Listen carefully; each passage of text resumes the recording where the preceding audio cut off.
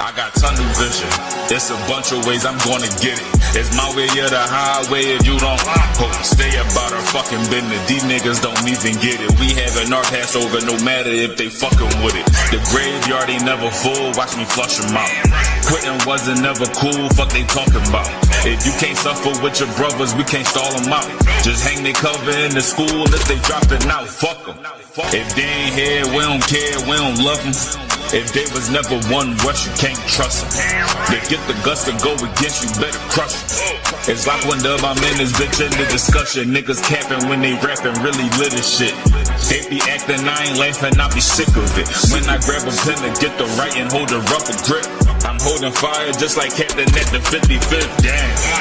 Hit the road, I be trucking. I ain't bragging about them roads, I be touching.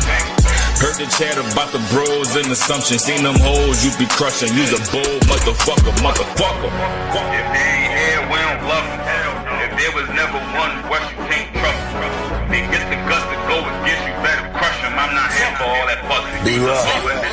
Can't trust them. My shield bustin', let it swing, never tuck it. Taking shots, I send them back. Only difference, my shit is buckets. I leveled up, blow the trumpets. You a sucker. Keep dreaming, all that pillow talking. You do undercover. Like my brother, same year, same cover. Can't take the heat and get the fuck about the oven. And before I ever burn the bridge, I'ma burn rubber and lead a scene. Smoky during rush hour, Chris Tucker. I used to torch on everything, but I was younger. Van Pack, still blazing all summer, nigga. Fuck em. No coward, trooper mood, all black, same hunger. They surprised how I got it inside. Straight butter, nigga.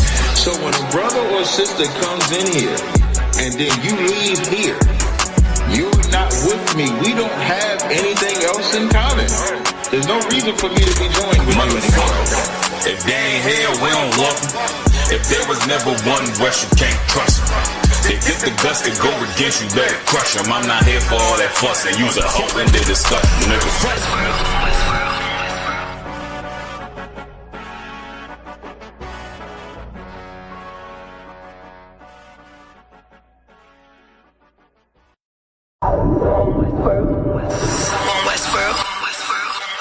I got tunnel vision. It's a bunch of ways I'm gonna get it. It's my way or the highway if you don't stay about our fucking business. These niggas don't even get it. We having our Passover no matter if they fucking with it. The graveyard ain't never full, watch me flush them out.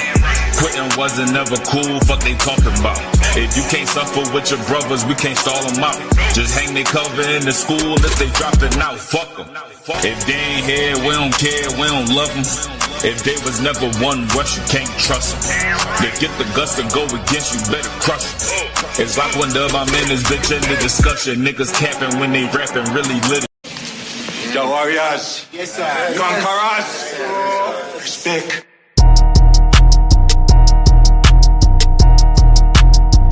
Shout out there. Hey, look, I just left Atlanta. I said I'll be back in August. The way I go to work up in this bitch, I need an office.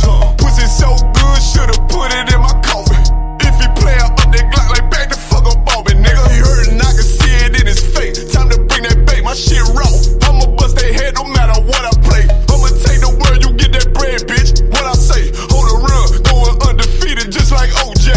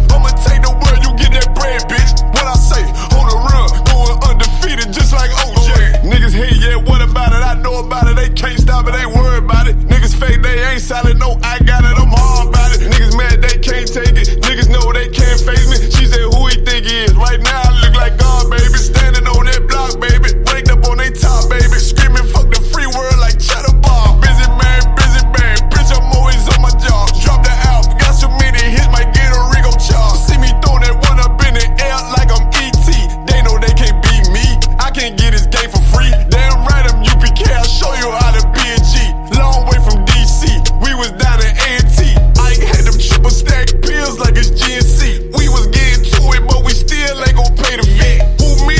I was pumping gas like the BP. About to blow like TNT, let me put my shit on D&D. The coward shit I can't be, I'm a long way from being me.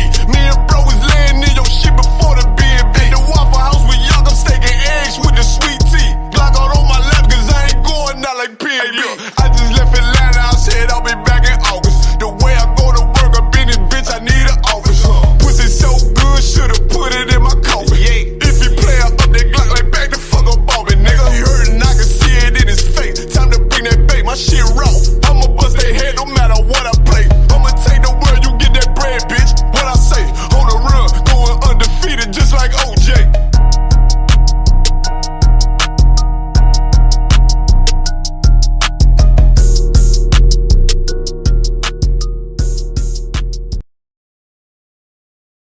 Allah Panya. Barak. Yahweh Ba'ashem Yahweh Shabarakta. We can't hear you, sir. Salaki, sir.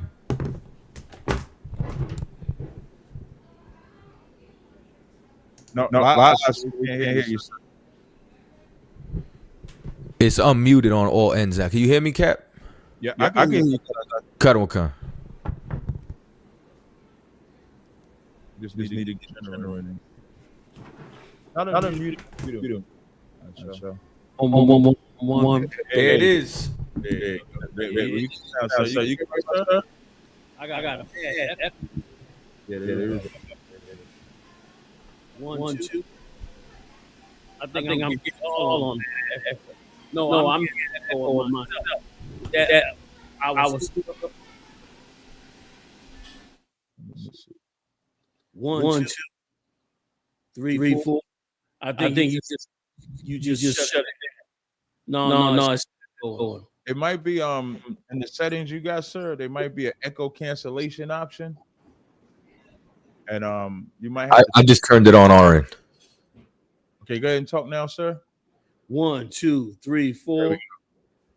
1, 2, 3, 4. Yeah, we don't hear no echo at all, sir. We in the game. 1, 2, 3, 4. Yeah, sound right. Yep. You know what I'm saying? Yes. What's going on, Cap and Cap? What's up, sir? Welcome to Live Radio. We got a doozy for y'all. We got the big commanding general in the building. Right. Listen, I'll be extra hype when the general world famous up in here. Not like the general, boy. I like what we got. Both, but two world famouses. You know what I'm saying? That sounds crazy. Damn right. So yeah, got a hell of a show. Sir, when you was teaching class, I got into a battle with the FBAs a little while ago. Get out of here. Yeah, the FBAs. They came and finally humbled themselves and realized the name Tariq Nasheed sounds very suspect. So they doubled down on it. Is that right? So the queen is they owning the queen. Listen, they brought the queen in the room. Good night. And got this nigga. So they got this nigga in here trying to first try to tell me that my pronouns is she, her. I said, I don't recognize none of them pronouns. I said, here's what I could do. I'll call you G. That's it. I'll call you G, but I'm not calling you he, her. And it was just a slaughter. She tried to call herself a woman. I said, man, you was made in a lab. Right. Some laboratory where they put some gelatin in your breast, fake behind, right. You your voice. You are not a woman. Right. How'd you change your chromosomes? and the most diabolical part about it, sir, I said, for you brothers and sisters, when we know the history of buck breaking, when we know the history of emasculating black men, overly emasculating black women, for y'all to create your own movement on Twitter called FBA, and you show the world that you'll let a man replace the woman, like what are we talking about here? How do y'all not get what I'm saying? If y'all, and I said to him, I said, if y'all want to allow gays in your movement, why does the queen of your movement have to be gay too? Yes. Yeah, like when you like You can shut me down. You could just say, well, we ain't the Israelites, so our movement is for all people. Okay. But why does the woman that's supposed to be the top woman, why does that have to be a man? Queen. You right. Like do homosexuals need another place to congregate? Like they need another place to be recognized. Yeah, they need another place to now, be accepted. Right. And when really all you doing is building another organization like every other. That's trying it. to get a paycheck from the white man. And what's crazy, sir, and I said, y'all ain't nothing special. Bayard Rustin was with Martin Luther King. So gays has always been able to infiltrate black movements. It's not even that special. I said, I just don't see how the women don't see. And I was talking to my recorder about this, and I said two things I said I was going to say on the air. I said, I wonder if the BBLs being pushed on black women so hard, black and Hispanic women so hard, was a gay agenda, because they forced black women and Hispanic women to be so enveloped with surgically altering their bodies, so that now here this transvestite, they normally used to be called a transvestite, because a transvestite is what they used to be, a man dressing as a woman. Now, because of the BBLs, now that they alter their body, that same gay man can now go to the world and say, I have the same thing as a woman. And then now you have the women doing the same thing. And so I wonder if the gay agenda pushed the BBLs, not that plastic surgery never existed, because it did exist, but the way it is being put on us so heavy now allows that gay person to come in and pretend to be a woman. And then men in their lust say, well, it ain't no difference. Yeah. And then the other side was the male chauvinistic. And so you can stop me at any time. I just wanted to tell you what I was thinking about, sir. The male chauvinistic side is that in the Israelite community, we want a woman to be a woman. We don't stop her from being a woman. We want her to let her hair flow, let her look beautiful, let her look dainty, dressed like a woman. Whereas in the trans community, they have to be called a birthing person. They can't even be called a pregnant woman. Damn. They got to be called a chest feeder. Damn. They can't be a breastfeeder. They're a chest feeder. She got to get moved to second class status to men. So when they call us chauvinistic, that is crazy. So now they third. So it's already a man above the woman. So now they got the man, the trans woman, which is another man, and then she come into play. And the black woman, y'all don't know how so naive y'all are. Y'all don't even see the play. You let that gay man call you a bitch. You let that gay man tell you how to dress, tell you what perfume to wear, but let a man come and say, hey, don't wear them clothes. Right. Let a man say, the man can say bitch in jest, sir. The man, hey, that's my bitch. Don't call me that. Right. The gay man can outright say, bitch, shut up. Bitch, don't wear that. Bitch, why you talking like that? Bitch, let me show you how to walk. You don't know how to wear them clothes. I know how to wear them clothes. And they don't look at that as being male chauvinistic. And that's the psychological damage, because a trans man or gay man is still mentally a man, whereas a woman is naturally submissive. Even if they're lesbian, a woman is still naturally submissive in their mental. The gay man is naturally dominant in his mental. So when he sees this woman, she's always going to be less than him, because that's his mentality. That's what I was thinking. So I don't know if you wanted to listen. And what you're saying is so right. If I could, how are you going to? First of all, how you gonna have a gay man leading you anywhere? The nigga already don't know what he is. Right. And you can put him in charge of people to tell them what they should be doing. Tell them how foundational they are. Basically, you're just building another gay organization, another place for gays to have as a haven for what nonsense they into. Because no woman in her right mind would say, I'm going to go join this organization. It's led by a man that thinks he's a woman. Ain't no woman going to do that in her right mind. Not on her right mind. You said earlier, you said they don't see the play. That this round of homosexual men are seeking to remove women. Like their whole play is to get rid of you. Like gay men are now, it was never like that before. It was like gay men sought out gay men. And they had straight women around them. There was some straight women that loved to be around them. Elizabeth Taylor was one of them. They used to call those fag hags. Who used to love to hang around homosexuals. Elizabeth Taylor was one. There was a lot of them back then. But they've gone beyond that now. Now they want to replace a woman with themselves. So when you start allowing them over you to lead you, you can best believe they're going to find a way to remove you. Right.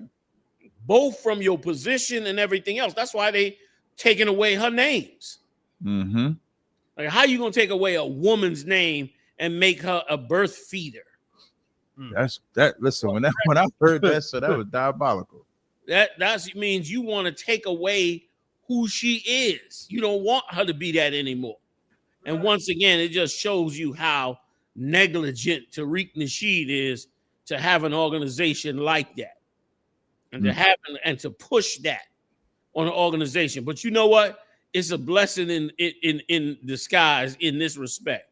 That nonsense that Tariq Nasheed is trying to build is in direct conflict with the Lord. The Lord wants the tribes together. He said, put the two sticks together. That's right. Make them one. That's his agenda. Your agenda is not that agenda. And so now you got gays in charge. Perfect.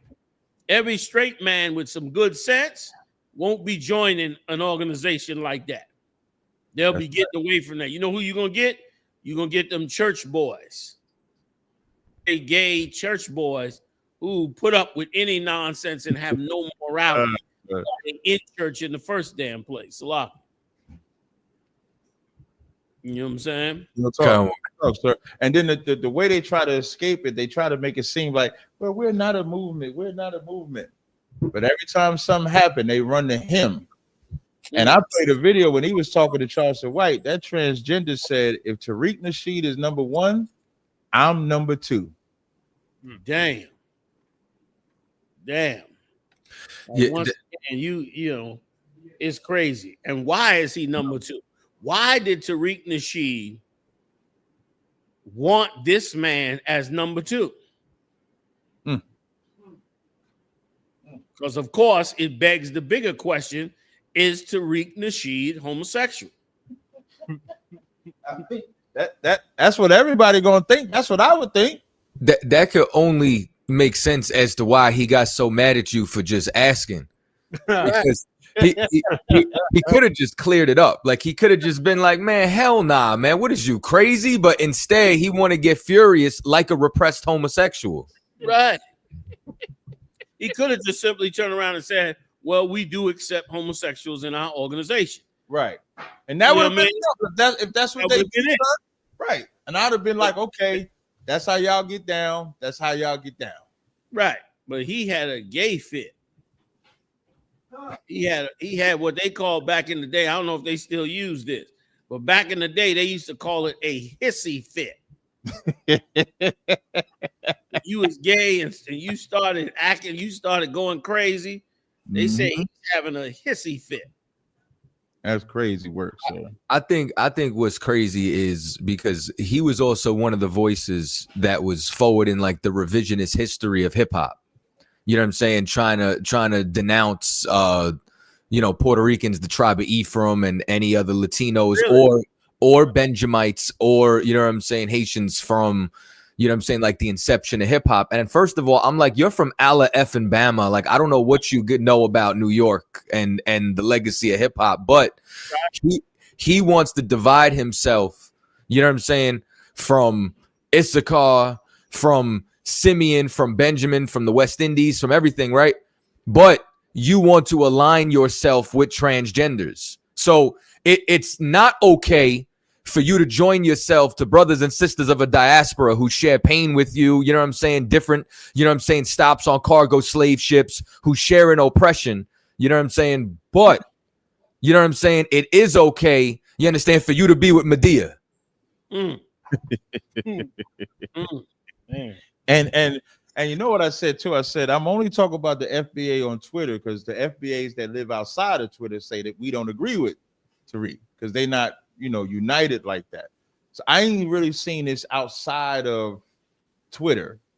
I only see this go in on Twitter. And as I was in Twitter, like towards the end of class, as I'm battling them, they still defending it. Women, everybody just it's a crazy world. So, but one quick announcement. We do have an issue with the phone lines, but you can click the link to join in through the live stream. We got big Commander Jenny Yahanna here. Yep. If so, whatever questions y'all got, Commander Jenny Yahanna is here to answer all questions that we have. CHAATAZA may have some questions. I may have some questions. Commander Jenny Yahanna may have some stuff that he want to bring out. So you just want to type your questions in the chat or click the link and join the live stream. Don't be afraid. Don't be a sissy.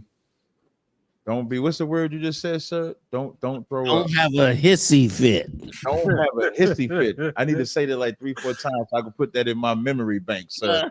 When I be debating these cats and I say, man, stop having a hissy fit, man. Relax. Yo, man. A lot of you, that's really all that's going on. Right. You know, man. Kind of again, man, to create an organization whose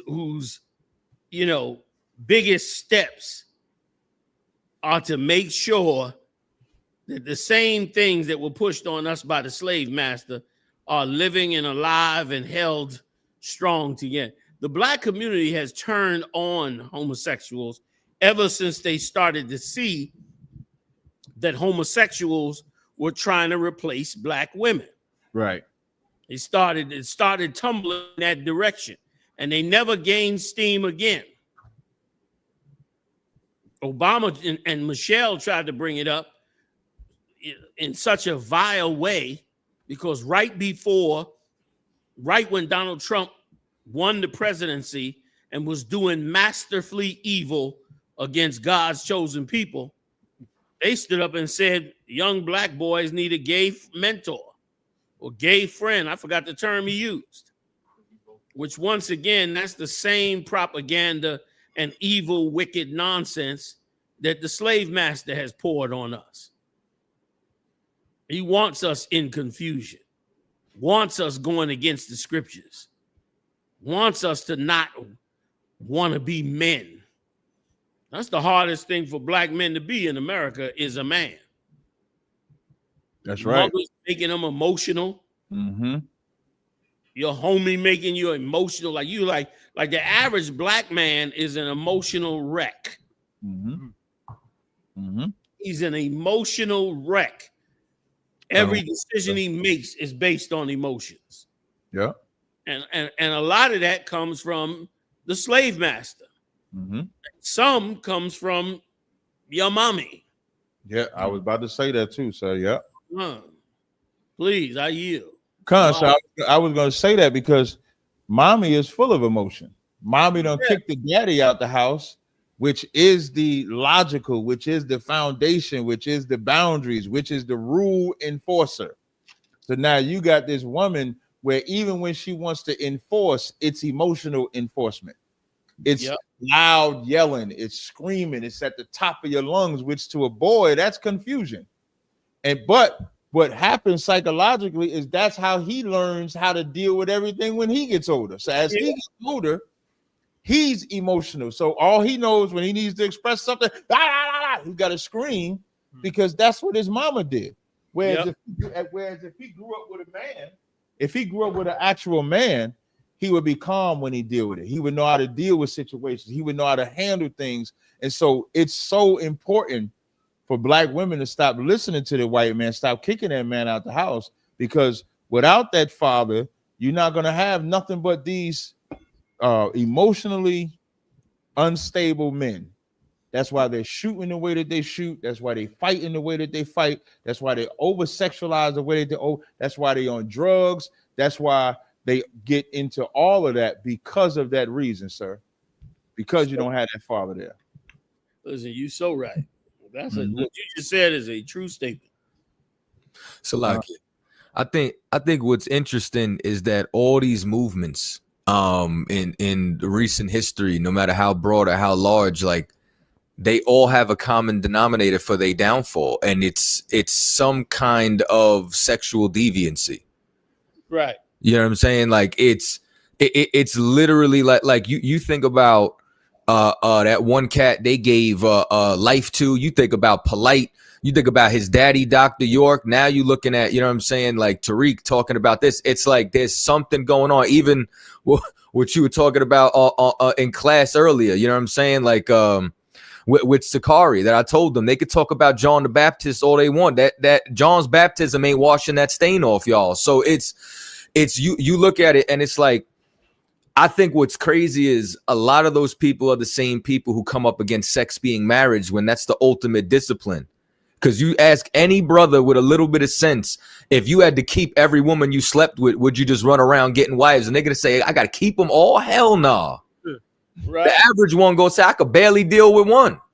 Right. You know what I'm saying? So without that discipline, it destroys you. You're right. You're absolutely right. That's fact. Yep, man. Con.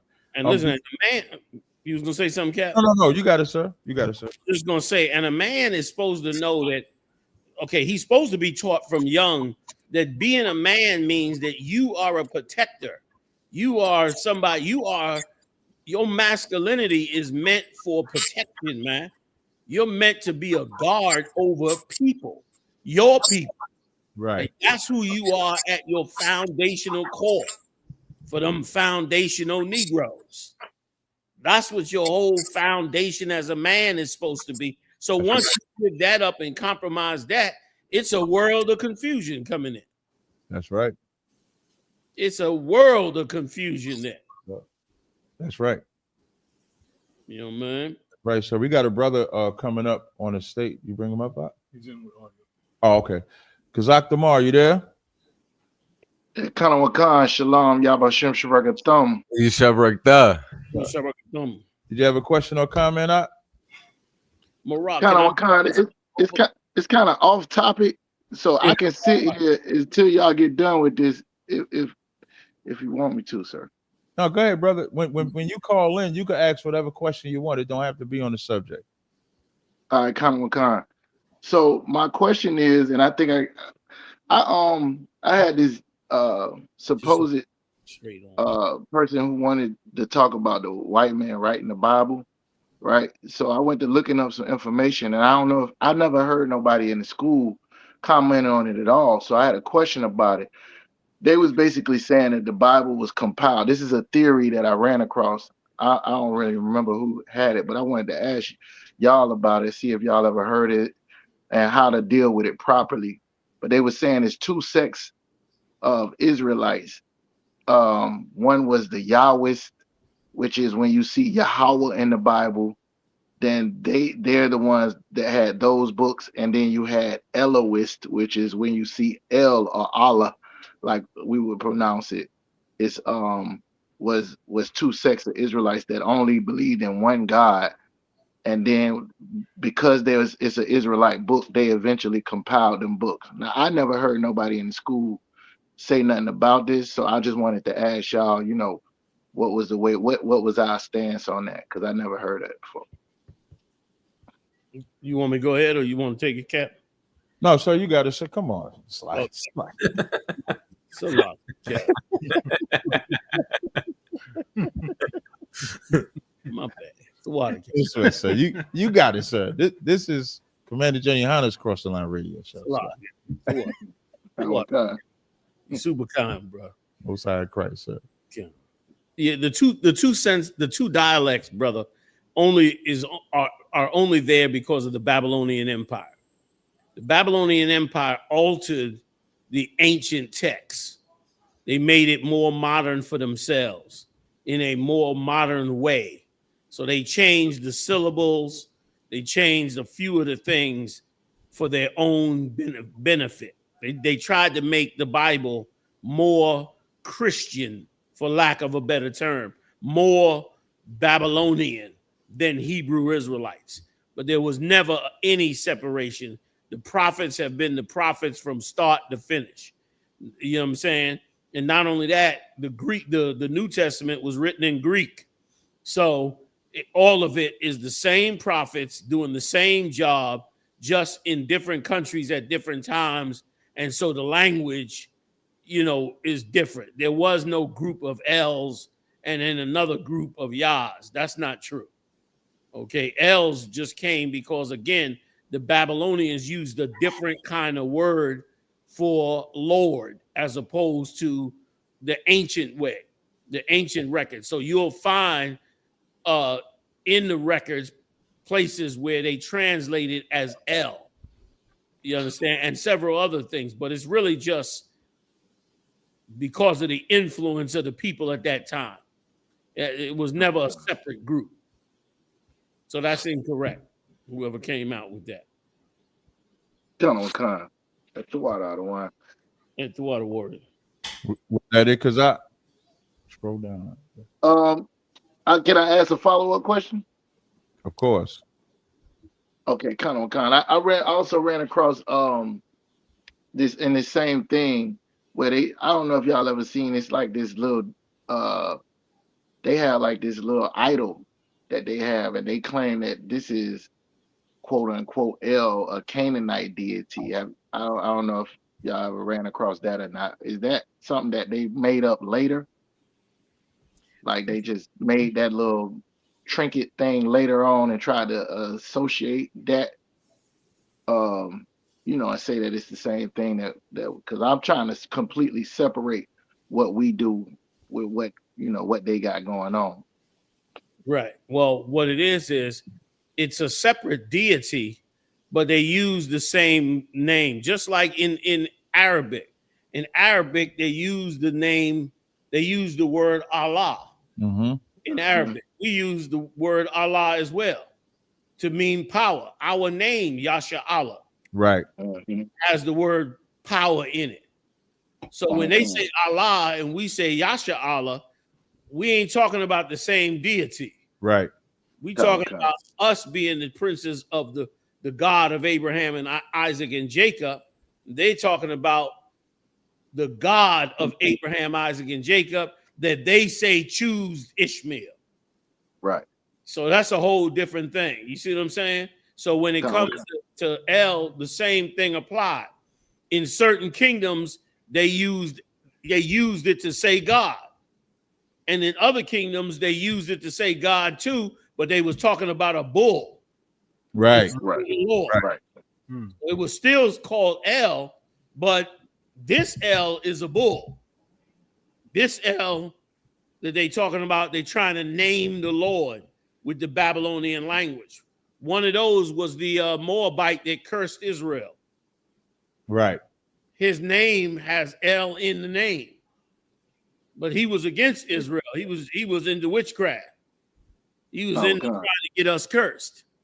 You see what I'm saying? Mm-hmm. But he still had the name in both of them. So that's where the confusion just comes. Can I add something, sir? Oh, you got it. And that's why when you think about what Commander Jenny Yahanna is talking about with the L, Allah, XYZ, that's power. When it comes to the name, that's where you see the difference. When we talk about El is not the Lord's name, it just means power. But when we get into Yahweh, like when Psalms 83, when it says that thou whose name alone is Yahweh art the most high over all the earth.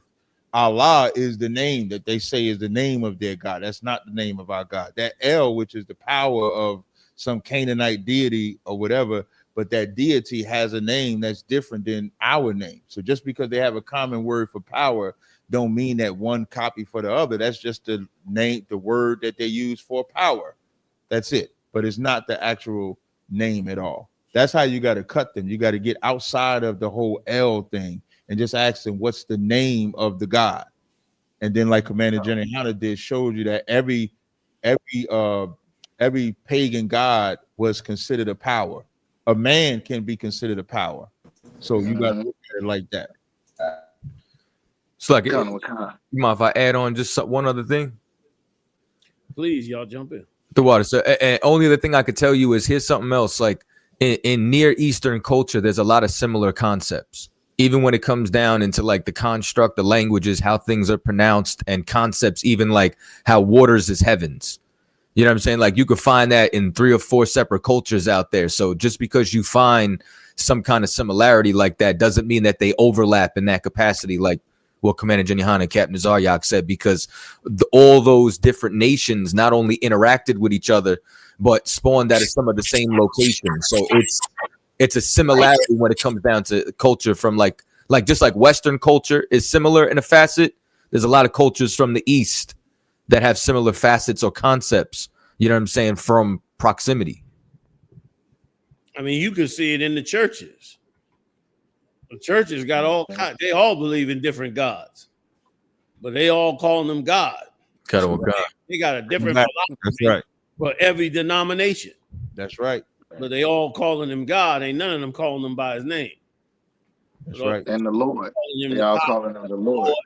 They all say the Lord. Meanwhile, they talking about all kinds of different kind of gods. Okay. Okay. The water out of wine. Hey, that's all I need. Bro. Appreciate it. Yabashim Shabakta. Shabakta. All right. It's like I said, we got 2 other people on here. We're gonna bring them on one by one, sir. If that's the wild with you, or 3, I think. Whatever you feel. What?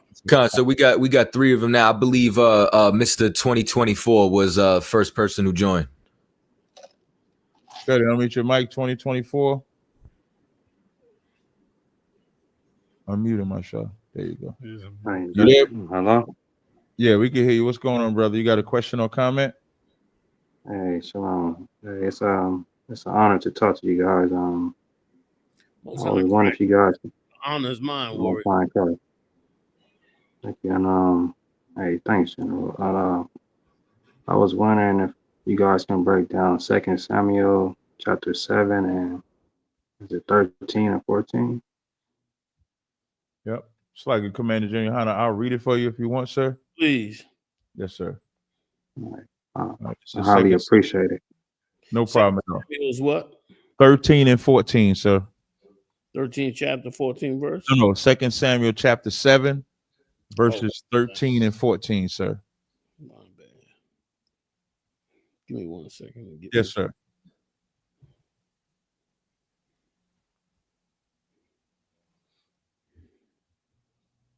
Seventh chapter, 13 and 14.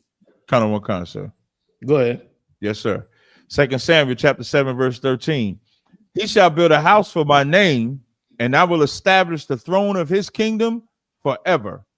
Verse 14. I will be his father, and he shall be my son. If he commit iniquity, I will chasten him with the rod of men and with the stripes of the children of men. That's the 2 verses, sir. Okay. It sounds like he was a breakdown of those 2 verses, sir. Okay. Yeah, and I want to know like exactly who is it? Is it talking about somebody specifically or what? Yeah, it's he's actually talking about David's son, but he's talking about it in reference to him becoming Christ. So when it says he shall build a house for my name, he's talking about Solomon, but he's really referring to Yahushua. And he's saying this, and I will establish the throne of his kingdom forever. We know that Solomon is past, but the throne of David's is now being given over to Christ, and Christ is going to sit on that throne forever. 14, I will be his father, and he shall be my son. That relationship, father and son, is going to be between the Most High and Christ. And if he commit iniquity, I will chasten him with the rod of men.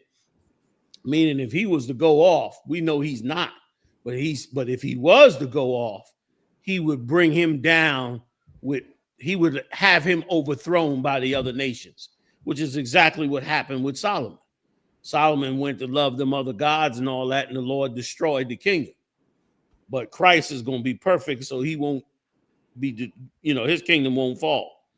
And then it goes on to say, and with the stripes of the children of men, meaning, in other words, if he go off, I'm going to make him fall into the hands of these other nations. Like, once again, for us breaking God's law, that's why we in captivity under the white man. we feeling the stripes of that man. Right. Does that? I hope that helps for you. That Yeah, answer the your water. Yeah, the water. Thank you. Hey, That was real simple. And, yeah. so there's nothing really else on my mind right now. You was kind of hitting my other question I was gonna say about how the guy was trying to curse the Israelites. He said I think it was a Moabite. Say that one more time. How the Moabite was trying to curse was it a Moabite or something? He was trying to curse the Israelites. But he was like, nah, you can't do that, something like that. Yeah, exactly. That was I'm saying his name had L in the name. I don't recall his name exactly, but I believe it was something to the effect of Beelzebub or Baal something. Might have straight up Baal before the deity Baal, but in other words, he still had the word El in his name, being another nation worshiping another god. Just to illustrate that name was spread among many nations as a word meaning power, similar to Allah, which is also spread to several nations, meaning a word about power. That was the point I was making. I think the guy's name was Balaam, sir. Right, but maybe Balaam, yeah. So it's along those same lines. Yes, sir. All right, the water. No sweat, brother. Appreciate it, man. I humbly appreciate that, man. Appreciate you. All right, I don't want to take up everybody's time, so. Okay, we appreciate your time, brother. All right, thank you. All right, no sweat. All right. Seemed like you have another question though, something else. Did you have another question, brother? Yeah, but it's like I don't know. Right now, I kind of. I think about it. All right, no sweat. We'll be here for a while, so when you think about the question, just come on back. All right. All right, thank you. All right, no sweat, brother. All right, the water. All right, who we got next, CHAATAZA? I believe Drop's next in the queue. Drop's a new student out of New York, I believe. It's the same Drop, right? Drop City, baby. You already know. Yeah, we're gonna get rid of that Drop City name, though. You stay consistent. Drop City. I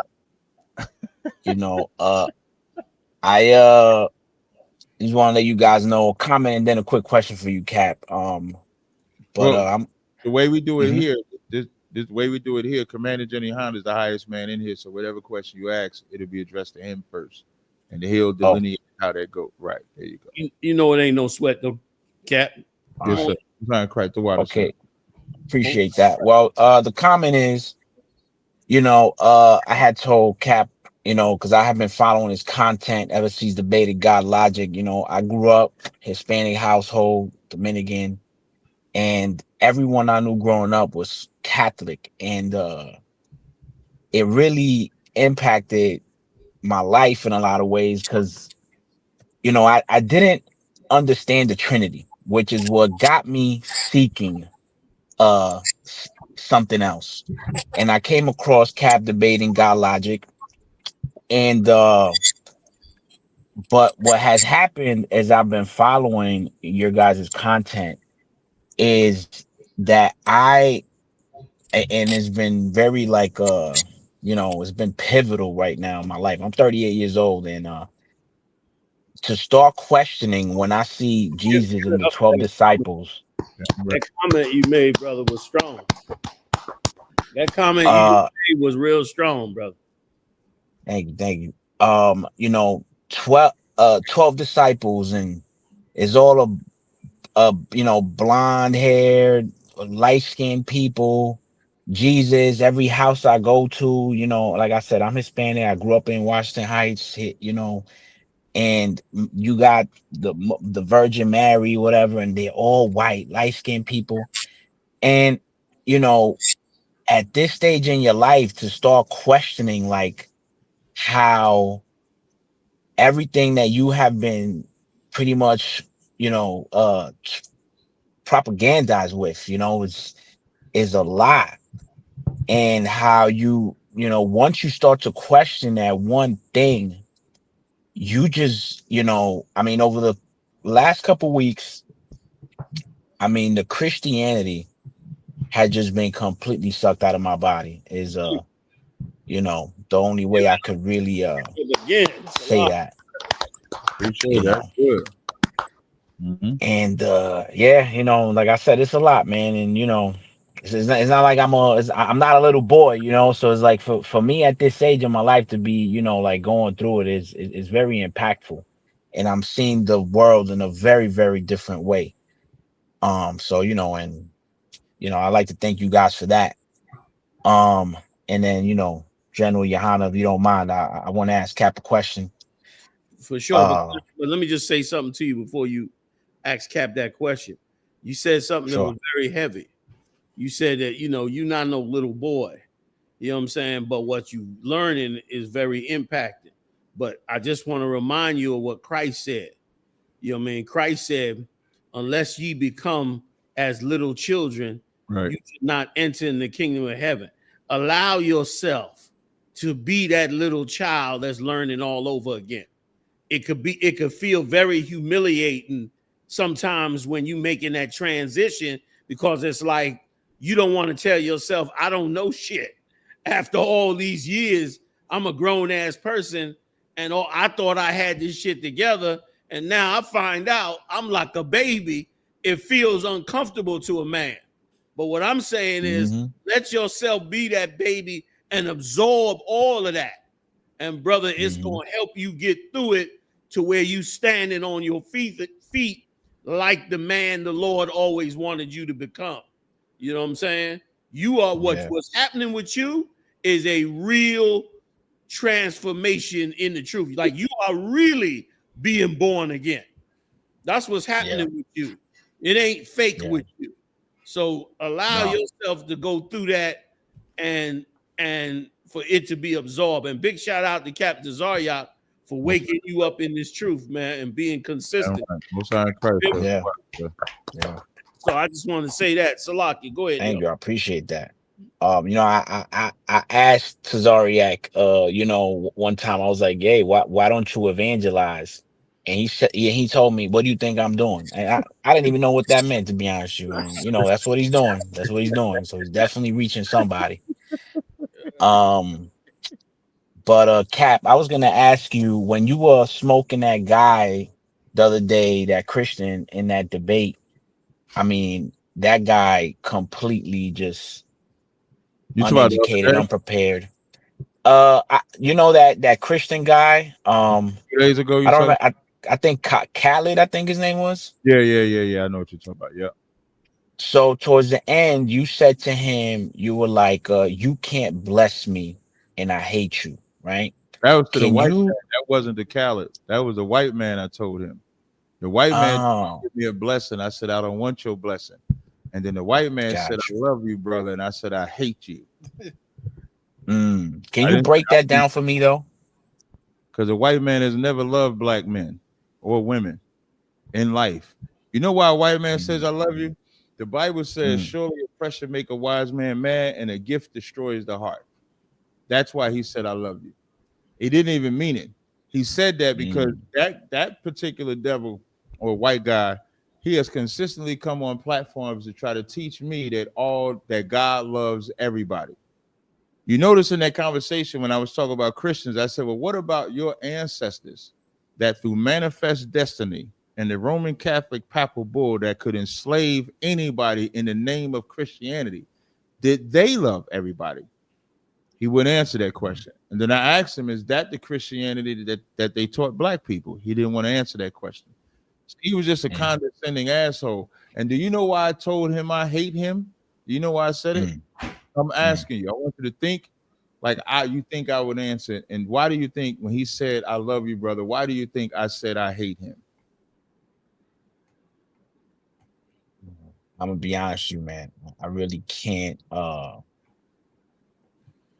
I can't even begin to think, like, you know. I know one thing I'll say about you is, like, I remember the first time I heard you say that, you know, we're gonna enslave all white people. The first thing that came out, man, I was like, what? This motherfucker's crazy. But you know, like, what I have learned from watching you is everything that you say is backed up by scripture. So I don't know the Bible anywhere near your level, so that's why I don't know where you're coming from with this. No problem. All throughout history, when a white man says, I love you, black people have to say, I love you back.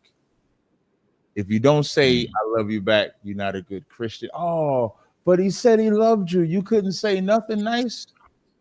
And in the name of that, like that, I love you is like that picture you see of Jesus Christ that is Caesar Borgia. And as they show us that picture, that's what they enslave us with that picture. So black people need to see that there are black men that don't want white man love. We don't need the white man's love. Because as that white man says that, you know who I get the biggest brushback for God loves everybody? My own people.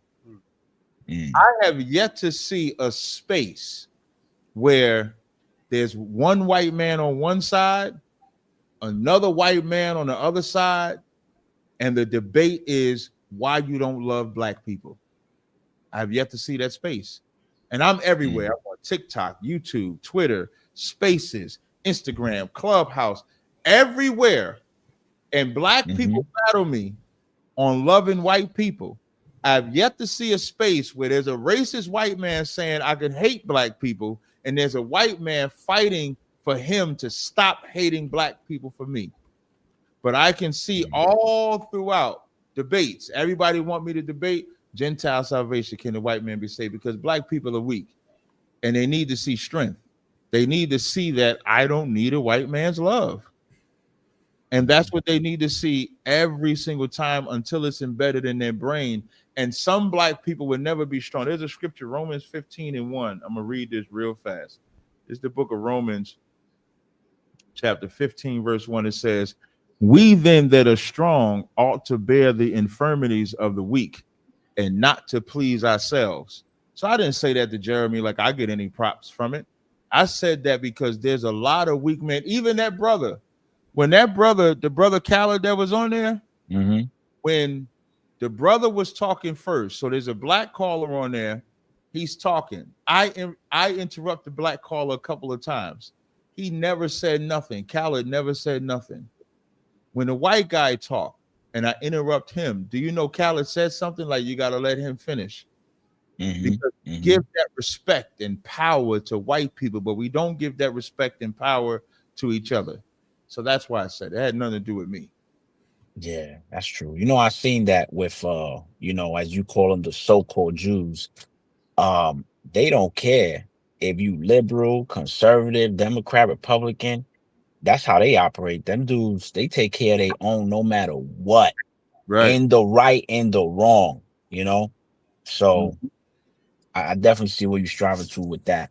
With that, guys, I gotta get back to work because I am actually on the clock. But thank you all for your time. We appreciate you rocking with us. Absolutely. Thank you. You guys have a good night. I don't know the verbiage, so you know what I'm saying? You're gonna have to Shalom is good. You can say shalom. All right, shalom and good night, man. All right, no sweat. Good night. Shalom, brother. Shalom, word. Next up is Nate Jones.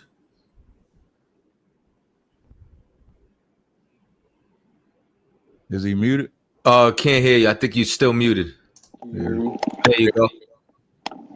All right, so I have a question. First question was for the mixed multitude in Exodus. When he said when they were coming out of Egypt, he said Israelites in the mixed multitude. Who was the mixed multitude? It never said Israelites in the mixed multitude. It says mixed multitude in Israel. Don't say Israelites in the mixed multitude. Yeah, have you ever read the verse, brother? Of Exodus, yeah. I read that last week of the mixed multitude before he split the sea. Right, and he told them to circumcise them. Just relax for a second, because you're saying a lot. But in Exodus 12, it does not say Israel and the mixed multitude. It said that in verse 37, it says, and the children of Israel journeyed from Ramses to Succoth, about 600,000 on foot that were men besides children. So who's mentioned in this verse? Israel. No. It's specific. It's Israelites, I'll give you that, but it's specific Israelites. What are the Israelites that it's talking about in that verse? Oh, okay. You have the verse in front of you? Salaki, Commander Jan, did you want to answer that, Salaki? Go ahead, Tazaryak. Yes, water, sir. And you at Exodus 12, yeah? 12 and 37. You should be at Exodus 12. You've been sitting here this I whole didn't- time. You ain't had the I scripture didn't read? pull up Exodus 12. No. That's the mixed multitude. How are you not prepared? You've been waiting for like 20 minutes. Oh, I'm at work as well, but I had time to. Got nothing to do. You getting the scripture now? You could have got the scripture then. You got it now? Oh, yeah, I got it. Go ahead. No, you go ahead. Read the scripture. Huh? And the children of Israel journeyed from Ramses to Succoth with 600,000 on foot that were men besides children, and a mixed multitude went up also with them. Stop. Just want the first you just read. Who is that talking about of the children of Israel? So we'll have to go back all the way up to. No. It tells you in that verse of the children of Israel is 600,000 men. 600,000 men. Okay. So that's not women. So the men of Israel. Right. Men of Israel. And you see, right? It says besides children as well, right? Yeah. So then that means it's not talking about women or children. It's not even talking about old men. It's only talking about 600,000 men, which would represent the army or the power or the men that would go to war of Israel. That's what that represents. So I wanted you to read that verse first because you assumed that it was all Israel, but that verse doesn't say all Israel, right? No, it doesn't. Thank you. Now go ahead and read the next verse. The next verse is a mixed multitude went up also with them. So what does the mixed multitude consist of? I would think like the stragglers of like other slaves that were also captives to Egypt. Right. So it would be like the men, women, and children that are not the men of the war. Excuse me, that's not the soldiers. I thought he meant like other nations with like that was also in captivity in Israel. I mean in Egypt. Like who? What other nations was in captivity that we can read in Egypt? In Egypt. I don't the children of Israel. Like in Exodus 11:7, when the Most High says, against the children of Israel shall not a dog move his tongue, so that you know he make a difference between Israel and Egypt. That's the battle. The battle is not other nations. The battle is Israel and Egypt. Moses came to Israel, not other people. I've never heard nobody say that other nations was in captivity to Egypt till today.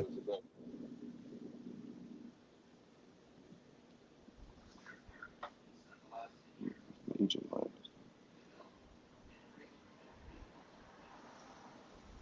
You're gone, brother. No, I'm reading because I know, brother. I know you're reading. That was a legitimate question. Like the mixed multitude, it had me confused because I know from history you can also Google that. Well, I'm gonna tell you why I confused you, because you know Christianity. Right. And so the multitude has to be other nations. The mixed multitude can't just be the men, women, and children that are not of the 600,000 men in the previous verse. So when he said to circumcise them, so when he asked Moses, I don't see in the Israelites, where you see this? I think it was he told Moses to remember this day, and he was going for the Passover. So when you go further down, you talk about Exodus 12. That stranger is an Israelite. That stranger is not a non-Israelite, because when you read in Exodus 12, it'll tell you there's a stranger that cannot keep the Passover. And then there's a stranger that can keep the Passover. The stranger that cannot keep the Passover is a non-Israelite. The stranger that can keep the Passover is an Israelite. The Hebrew word. So that means that another nation other than the Israelite, because you said Jew to be a Jew and an Israelite. A Jew can be an Israelite, but an Israelite can't be a Jew. What city you live in right now? I'm in Milwaukee. You're in Milwaukee. If I came to Milwaukee, would I be a brother or would I be a stranger? Are we talking about ethnicity, or are we talking about? If I landed in Milwaukee right now, would I be a stranger? Yeah, you'll be a stranger because Right. no one.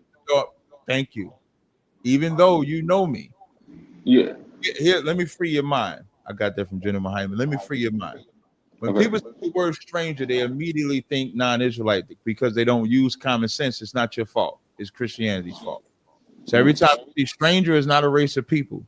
Stranger is anybody. So you always have to look at the context of the scripture to know what it's talking about.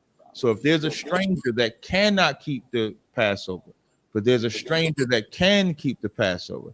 The stranger is if I come to Milwaukee as a stranger, I can come to your house, keep the Passover because I'm an Israelite. But if a white man comes to Milwaukee and he's a stranger, he can't come to your house and keep the Passover. That's the two different strangers. Do you know that God called us strangers? Israel. Yeah. Yeah. Okay, so if God called us strangers, then an Israelite can be a stranger, correct? Yeah. Yeah. But So what also puzzled me is that it says a foreigner as well in like verse 45. Foreigners too. You see how you keep wanting to? Is there a? No, I'm not trying to like. I'm just saying like. I don't think you're trying to battle at all. I'm just trying to unconfuse your brain. Yeah, like because my whole thing is like I'm not. I don't want to sound like I'm asking questions or I'm questioning the Most High because I'm not. I'm just saying like. Yeah, I don't think you are. I think I'm just like still trying to untangle some wires in my brain mentally. Right. That's why I said I don't blame you. I fault Christianity. So when we see words like Gentile, stranger, sojourner, foreigner, heathen, we automatically think non-Israelite because Christians would say that's what we are. But those are. Have you ever read Deuteronomy 28 and 37? Yeah, those are the curses. Yeah. Yeah, go to Deuteronomy 28 and 37. 37. Yeah. And thou shalt become an astonishment, a proverb, and a byword among all nations. Now that's what we are. We are the astonishment. We are the proverb. We are the byword. Keep reading. Among all nations, whether the Lord shall lead thee. That's thou right. shalt carry much seed out into the field and shalt So gather but little. So all those names of foreigner, Gentile, sojourner, stranger, XYZ, that's us. Okay. And it could be other nations. So you have to always read things in context.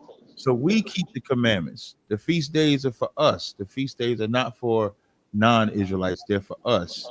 So when you're reading something and it says a stranger keeping the Passover, that's us. So like I always use this, and now you're familiar with the 12 tribes of Israel having their land in Israel, right? Yeah. So imagine what. So people believe that every Israelite knew each other. That's unrealistic. If you got the 12 tribes of Israel and they got their land, and I'm a Judite, and my brother CHAATAZA is in the land of Ephraim. When I travel from the land of Judah to the land of Ephraim, I'm a stranger in Ephraim because I'm not from Ephraim. I'm from Judah. So when I get there, I gotta let them know, hey, I'm here to see CHAATAZA. Oh, we know CHAATAZA, but we don't know you. The CHAATAZA got to come and certify. So, oh yeah, that's my partner, TAZARYACH. He came from the land of Judah. We're about to go chop it up. But I'm a stranger until they recognize me. Right. Okay, that makes sense. There you go.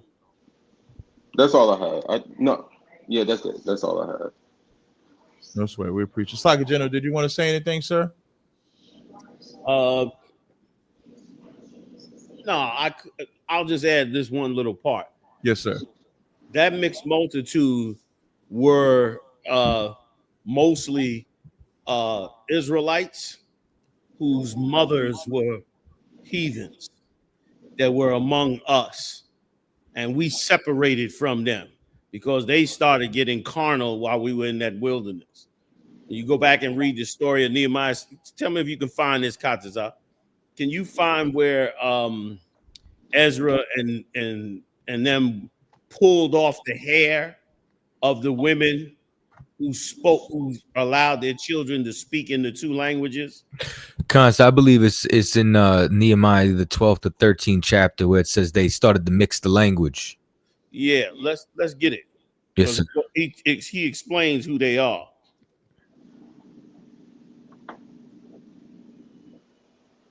Cons, so I'm looking for it right now. You want right where they separated from the mixed multitude, sir? No, not where they separated, but where he pulled the hair off. Okay, so Nehemiah 13:1, I think Ezra. Let's see.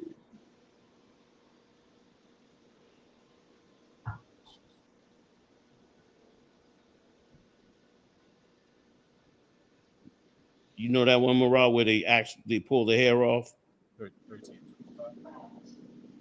13 and 25, read it.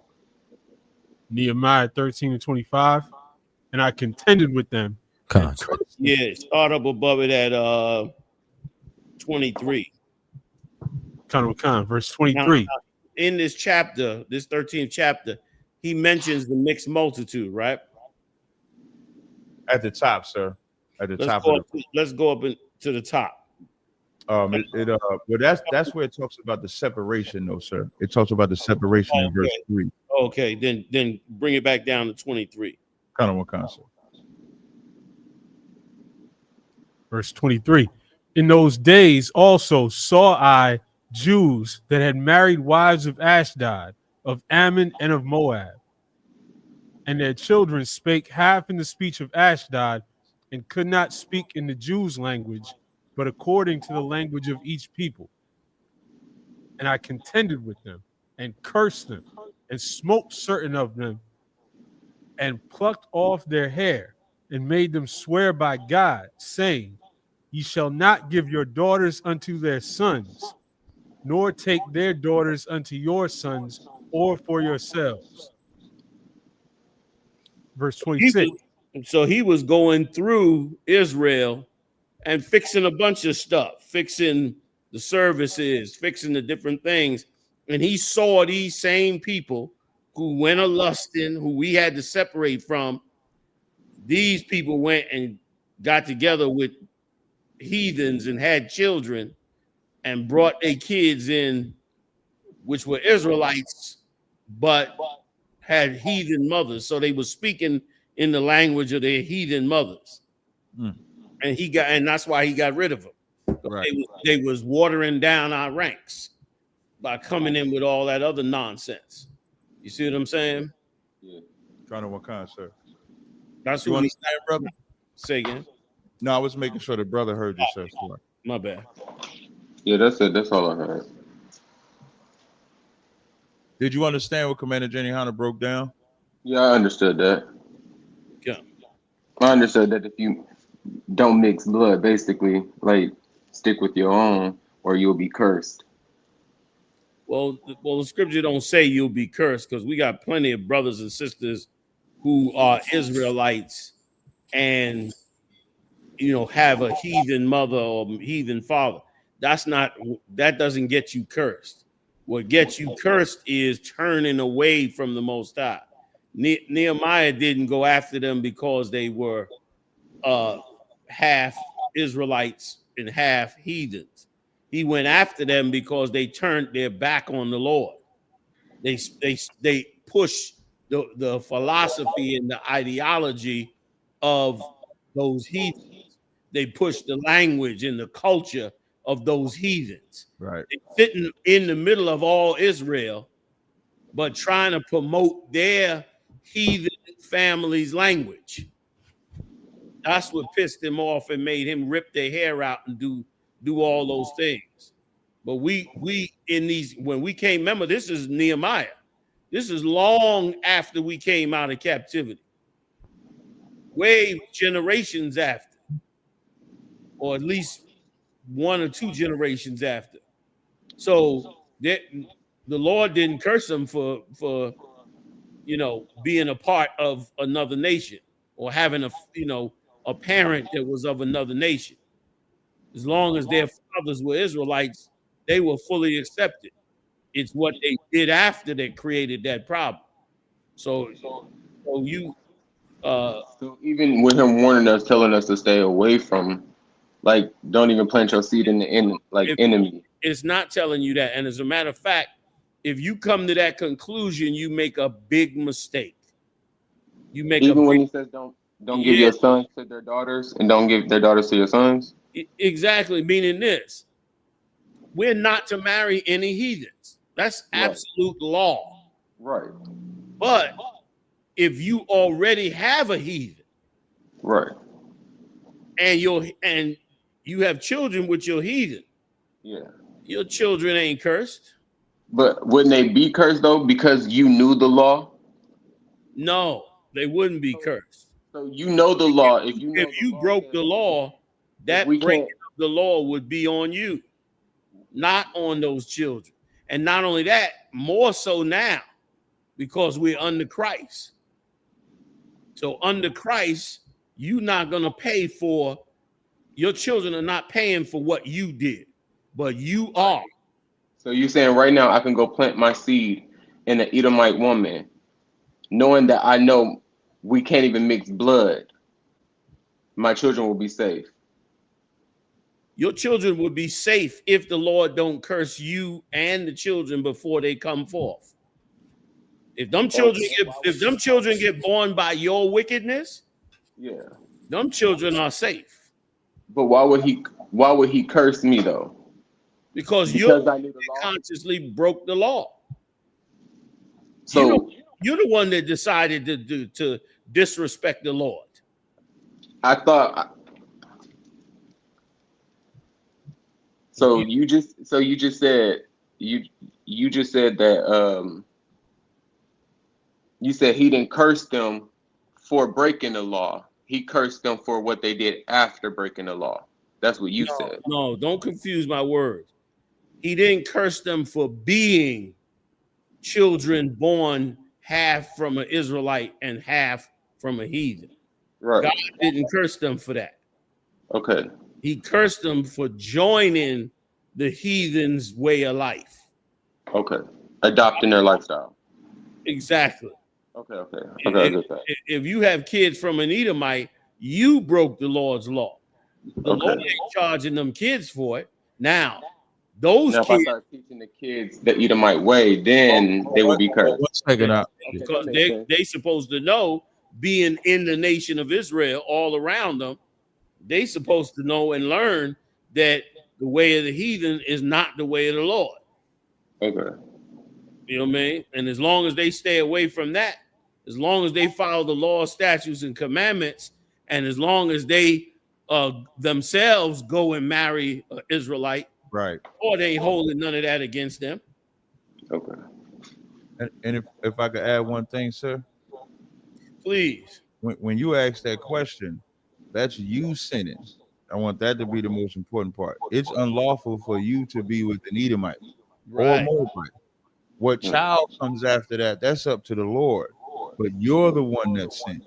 But you're talking about the way you phrased the question was as if the child should be punished for your mistake. That's up to the Lord. That's what Commander General Yahanna is saying. But it's your sin because you now have knowledge. But let's say a brother that is born by a father that did not have that knowledge. He's not held for that either. The one without the knowledge is not held for that either because we're in a society where you can mix. They don't have that. Then once you get that knowledge, and you can actually see that in the Bible when Miriam and Aaron tried to question Moses' authority over him having the 2 heathen wives. And then the Lord intervened like, no, I deal with him. And Moses, the same one that wrote the law that said you can't sleep outside of your race. You understand? Yep, I just want to make sure you don't twist up my general's words. You understand? No, I do. I get it. I understand. All right, no sweat. Oh, Marat wanted to make a comment. And why are you holding your hands like that, bro? For me? Yeah. I'm thinking. I was scratching my word of thinking. Go ahead, Marat. It's like I said, if I could add a scripture just to back up what y'all was saying, sir. Please. This is Ezekiel, the 18th chapter and verse 19.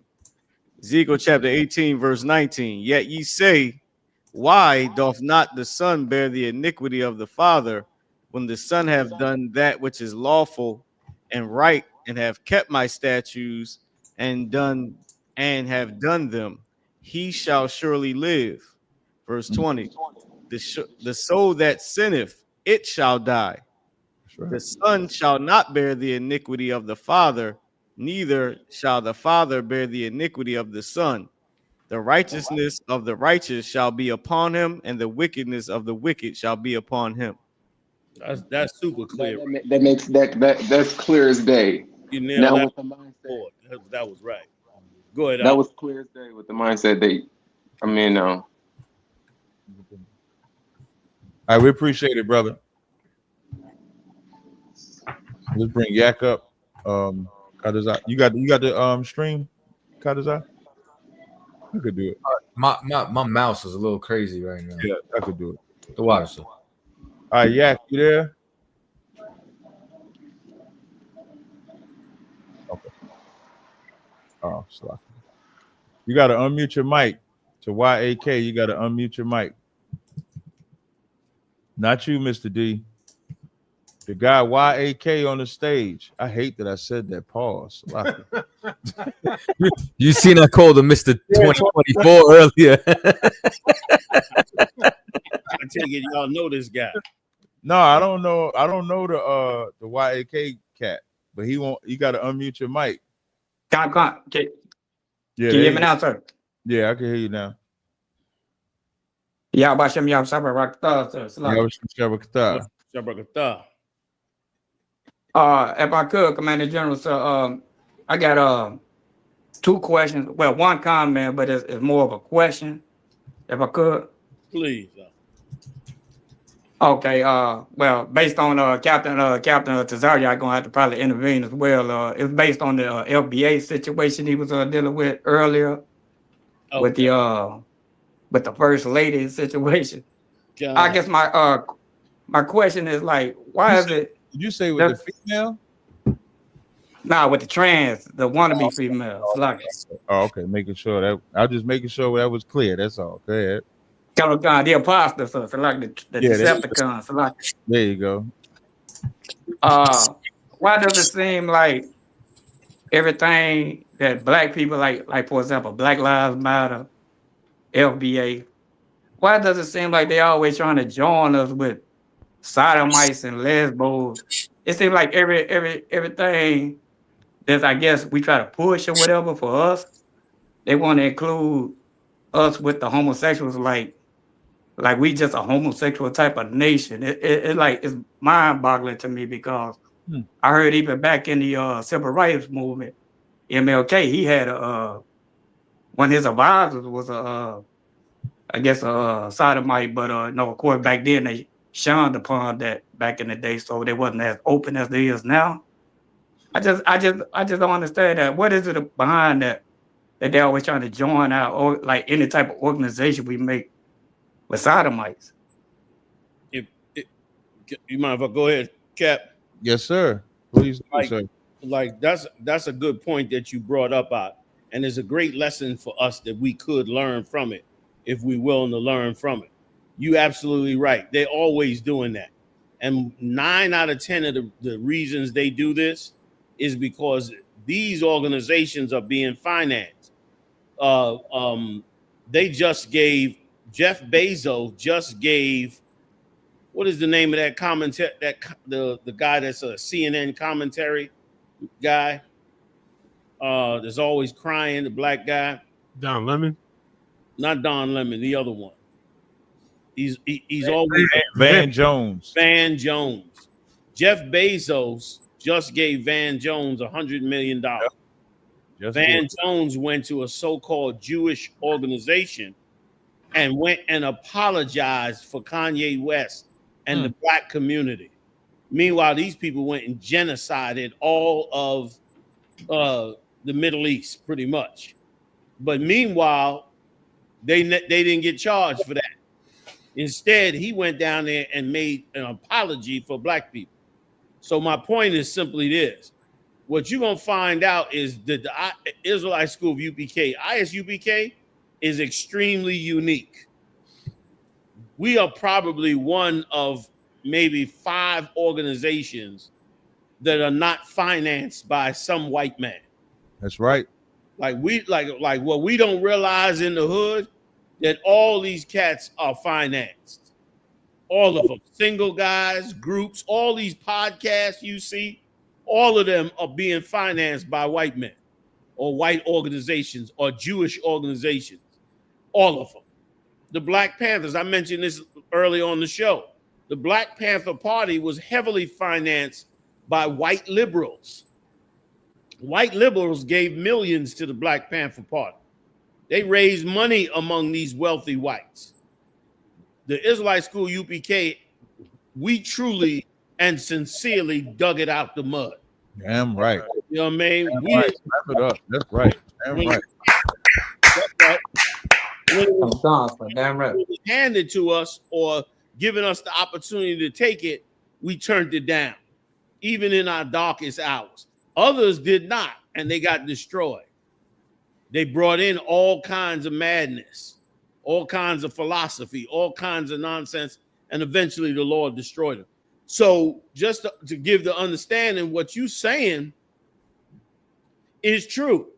These things, you'll be surprised how many black organizations, rich white men who work for the CIA and other groups who want men to be homosexuals, these individual white men will go and say, listen, I'll finance you, FBA, but you have to allow homosexuals in your organization.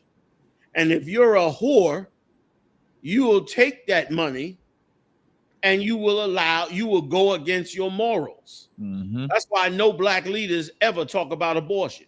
Right. No preachers talk about it. Mm-hmm. No. Meanwhile, we killing 350,000 babies and it ain't even talked about. That's right. By black leaders. Because if you talk about it, the people who's handing out that money are not going to hand that money out. You have to have a real courage from Yahawashi to stand up in this truth, regardless of the personal gain you can gain by selling out. Like, you got to love the Bible more than you love yourself, because otherwise you will choose yourself. You'll do what Judas Iscariot did. He chose himself over Christ. He saw Christ doing great things, but he couldn't choose Christ over himself. He took the land and then was riddled with guilt, and then turned around and bought a dead piece of land that he died right on. He thought he was going to retire, have him a pot of gold, a big piece of land, and sit back and chill, and the hell with Christ and the disciples. Come to find out, he ended up killing himself because of it.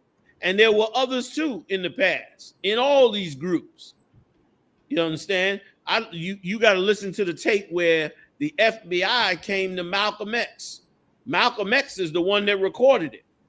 And they tried to convince Malcolm X to go against Elijah Muhammad. At the time, he told them he would never do that. But later on, what did you hear? You heard him speaking out against Elijah Muhammad. Now, I'm not saying he took the bag, but who knows? Tons of black leaders did that. You heard that Al Sharpton was actually an FBI informant. How you think he got that movement so big and had all that finance for that movement and got in all those events? Because he had them funds. It was believed that Jesse Jackson was a government agent and was such a good government agent that they started to allow him to run for president. Then decided, pulled him back. So that's the answer to that question. It always goes on, which is why we got to choose the truth. When we choose the truth, then we can't be compromised. Right now, we could easily be compromised as a people, I'm saying. But when our nation chooses the truth, you won't be able to compromise them anymore. Cat. And I'm gone. Slack you, sir. I had stepped away for a second. Slack. No sweat. Slow. You wanted me to chime on that too, brother? Kind of what comes. So I mean, since you was in there, so it was your There was the video earlier today that you did on YouTube. In the room with the transgender, go on and give your take on it, brother. Since you was in the room, I understand. So I think like when it comes to what they do, go ahead, sir. Yeah, when it comes to what they doing to black men, I think effeminization is a way for us. Like it's more so for us to see, like the world to see. When you take a movement and they put a gay black man in it, it's to let us know this is what we think about you. This is the only thing that's acceptable to you. And you'll always see when they want to make it in music, when they want to make it entertainment, when they want to make it academics, when they want to make it anywhere, they turn gay, they turn effeminate, they turn soft, they turn weak. So it's damn near like them letting the white man know, yes, we have this all black movement, but we're still about your movement. When Commander General Yahanna said we got it out the mud, like it's the greatest thing ever because you're a direct free man. Commander General Yahanna was at a cookout. I think it was at a cookout one day. He was like, I could say whatever I want because we don't answer to nobody. If the world hates us, we have us, and that's enough. And when you can establish something like that, it gives you freedom to tell the truth, which is why we'll always be the threat. In that room, you hear me standing up for black men and black women trying to understand two things. Why is black men standing with a homosexual saying he's the queen of FBA? And why black women are allowing themselves to be belittled? And someone from the outside of their movement has to come in their movement to try to wake them up because their movement is compromised. And every black movement is compromised. Black Lives Matter, gay movement. Civil rights, gay movement. Do you know when you look up the history of the civil rights movement, you'll see and read that Martin Luther King wanted to be radical. And it was Bayard Rustin. Like everybody like to believe that Martin Luther King looked up Gandhi and followed that. But when you look it up, Bayard Rustin introduced Martin Luther King to Gandhi and taught him that nonviolent. And Bayard Rustin was an open homosexual. And that's what we believe is the way because we're afraid to be a threat. In the book of Maccabees, right? There was a book of Maccabees. This ISUBK and everybody else. In the book of Maccabees, Mattathias said, those that serve the Lord come into these mountains. We're about to celebrate this. Hanukkah's coming up in a few weeks. We're about to celebrate this story. And Mattathias said, those who serve and fear the Lord come with me. And there was some that stayed back. They didn't want to be with Mattathias. And the heathens or the Greeks or the white man came and fought them on the day that was the Sabbath day. And those Israelites said, well, we can't fight because it's the Sabbath day because they didn't have the strength to fight. And they believed that would stop the white man from harming them. And the white man killed them anyway. And unalived them anyway. Martin Luther King believed that nonviolent, that the gay man taught him would stop the white man from harming him. And the white man killed him anyway. Mattathias, and you know what Mattathias and them said in the book of Maccabees? They said, if it's the Sabbath day or any other day, we're going to fight because it's better to fight than to die like that. And you know what they did? They won. We got an 8-day celebration out of that. You know what ISUBK going to do? We're going to win. Everybody else is going to lose because you're starting off not wanting to fight. And that's why you see a gay man or a gay woman a part of every single movement. And it's not even that straight men want them there. They just believe that's how you get in the door. You got to compromise. And there has to be some group that comes along that don't compromise. And we're going to be looked at as ugly. We're going to be looked that's like in class today. You read Exodus, the 5th chapter. You read Exodus 5 and 21. And then I went up and read. So Exodus 5 and 21 says, and they said unto them, the Lord look upon you and judge because ye have made our Savior to be abhorred in the eyes of Pharaoh. That's such a heavy scripture. Just imagine we in captivity and a man comes to free you out of that captivity. And because it may be hard, like when you escaping anything, you take a woman or anybody that's escaping any type of oppression. to separate from that oppressor is not going to be easy. Your life going to be changed. You might be struggling. You might be homeless. You might be hurt. You got to go through counseling. You got to go through all that. But the end is going to make it better. But you got to endure that. As Moses is coming to freedom out of that rigor, which they prayed for. In Exodus, the 2nd chapter, they prayed to the Most High to get him out of the bondage. Just like black people pray to get out of the condition today. But when ISUBK comes and give you the solution, they read that verse, that we become abhorred in their eyes because our solution requires them to actually be free from this oppressor. So they're content with a homosexual. They're content with a lesbian. They're content with drugs. They're content with whatever the white man will pacify them with as long as they can survive. And that's why they have a homosexual and a lesbian and drugs in every movement. Slack you, sir. That was all I had. That was all I had, sir. Does that answer your question, brother? Is the brother still there? I don't want to. Come on, can you hear me, sir? My phone is acting up. Can you hear me? Con, I can hear you. Yep. Does that answer your question? Okay. Come on. And if I could, Commander General, just one more question if you got time. It's just a breakdown, if I could. Okay. Go ahead. Yeah, you started a fire in me earlier in the last stream you did. You had me going back and looking up my hunter scriptures, sir.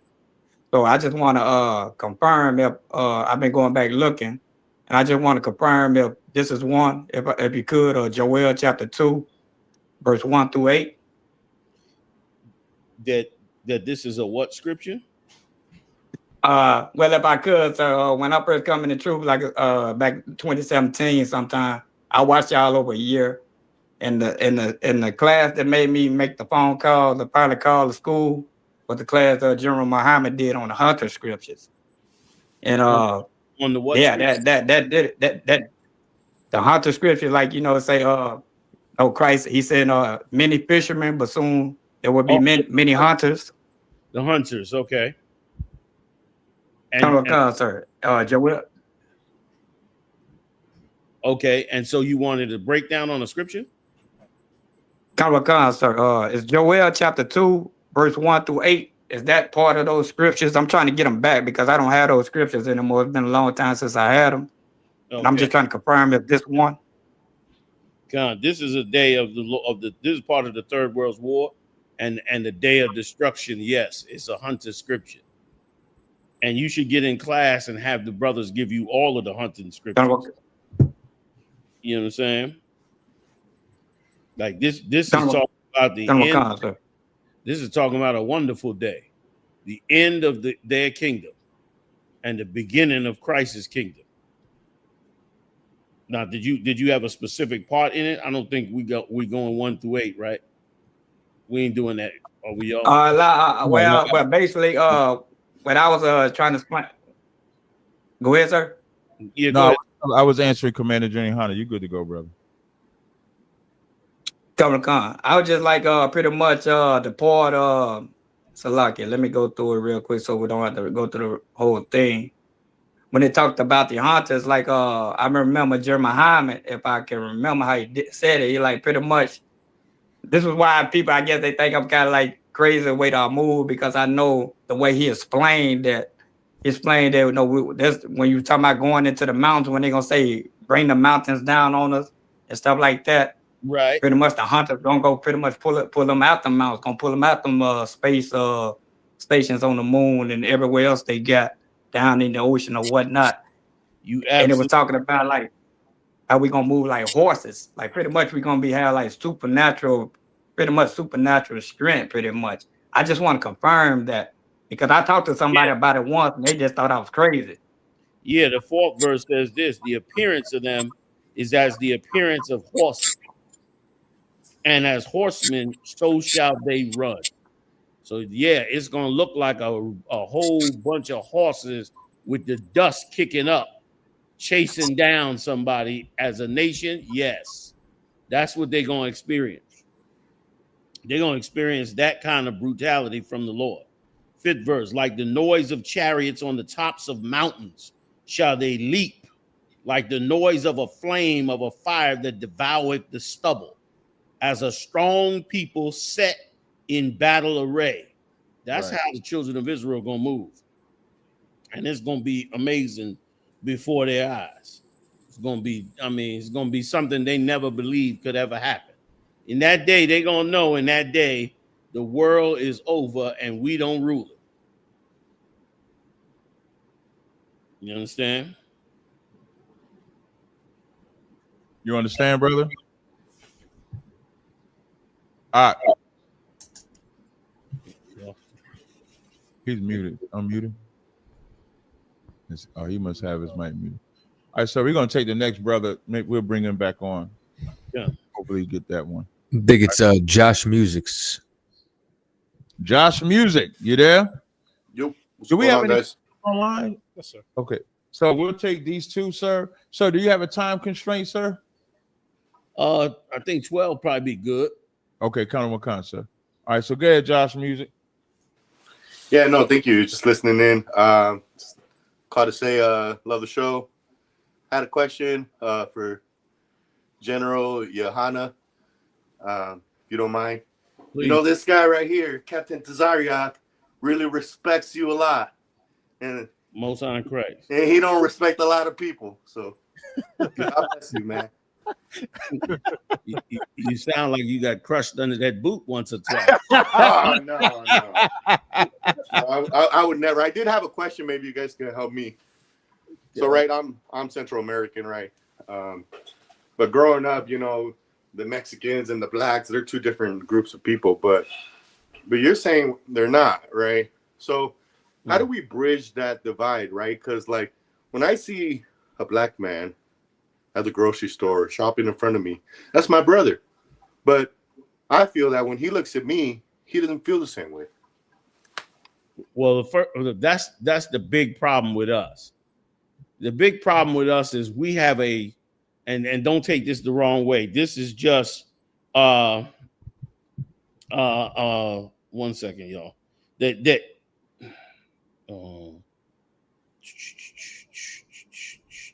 with me. Let me explain something to you. This is a big problem among us. And only men can fix this problem. You know what the problem is among us when it comes to liking and disliking people and groups is we think like women think.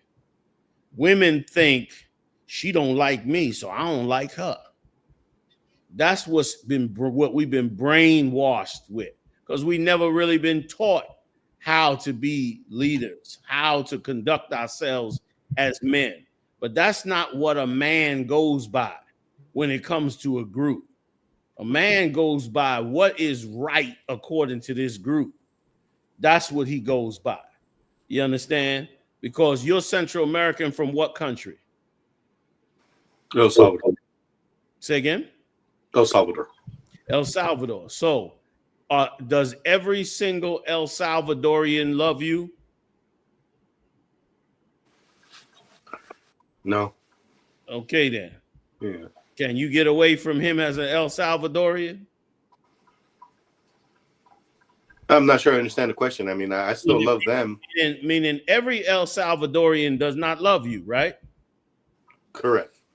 So the El Salvadorians that don't love you, can you change them to another nationality so that all of the El Salvadorians can love you? No, you can't. No, you stuck with them, right? Yeah. Because they're your people, right? Yeah. Well, the same goes for all the tribes. You stuck with them. You know what I mean? That's how men make decisions. What is the principle that I'm standing on? The principle I'm standing on is that Christ said all 12 of these tribes would come together and be one. This is his orders. As a soldier, you got those orders. Now, when you got those orders, Christ didn't say, if any of them don't like you, it's all right. You could just leave them alone and just like the ones that like you. Did he say that? No. So you ain't got a choice. You got to think like a man and think like a soldier. You know what I'm saying? Listen, tons of Mexicans don't like me at times. Sometimes I encounter them and they give me a nasty look or deal with me in a certain way. Does that mean that I got to stop the mission that I was given to help them?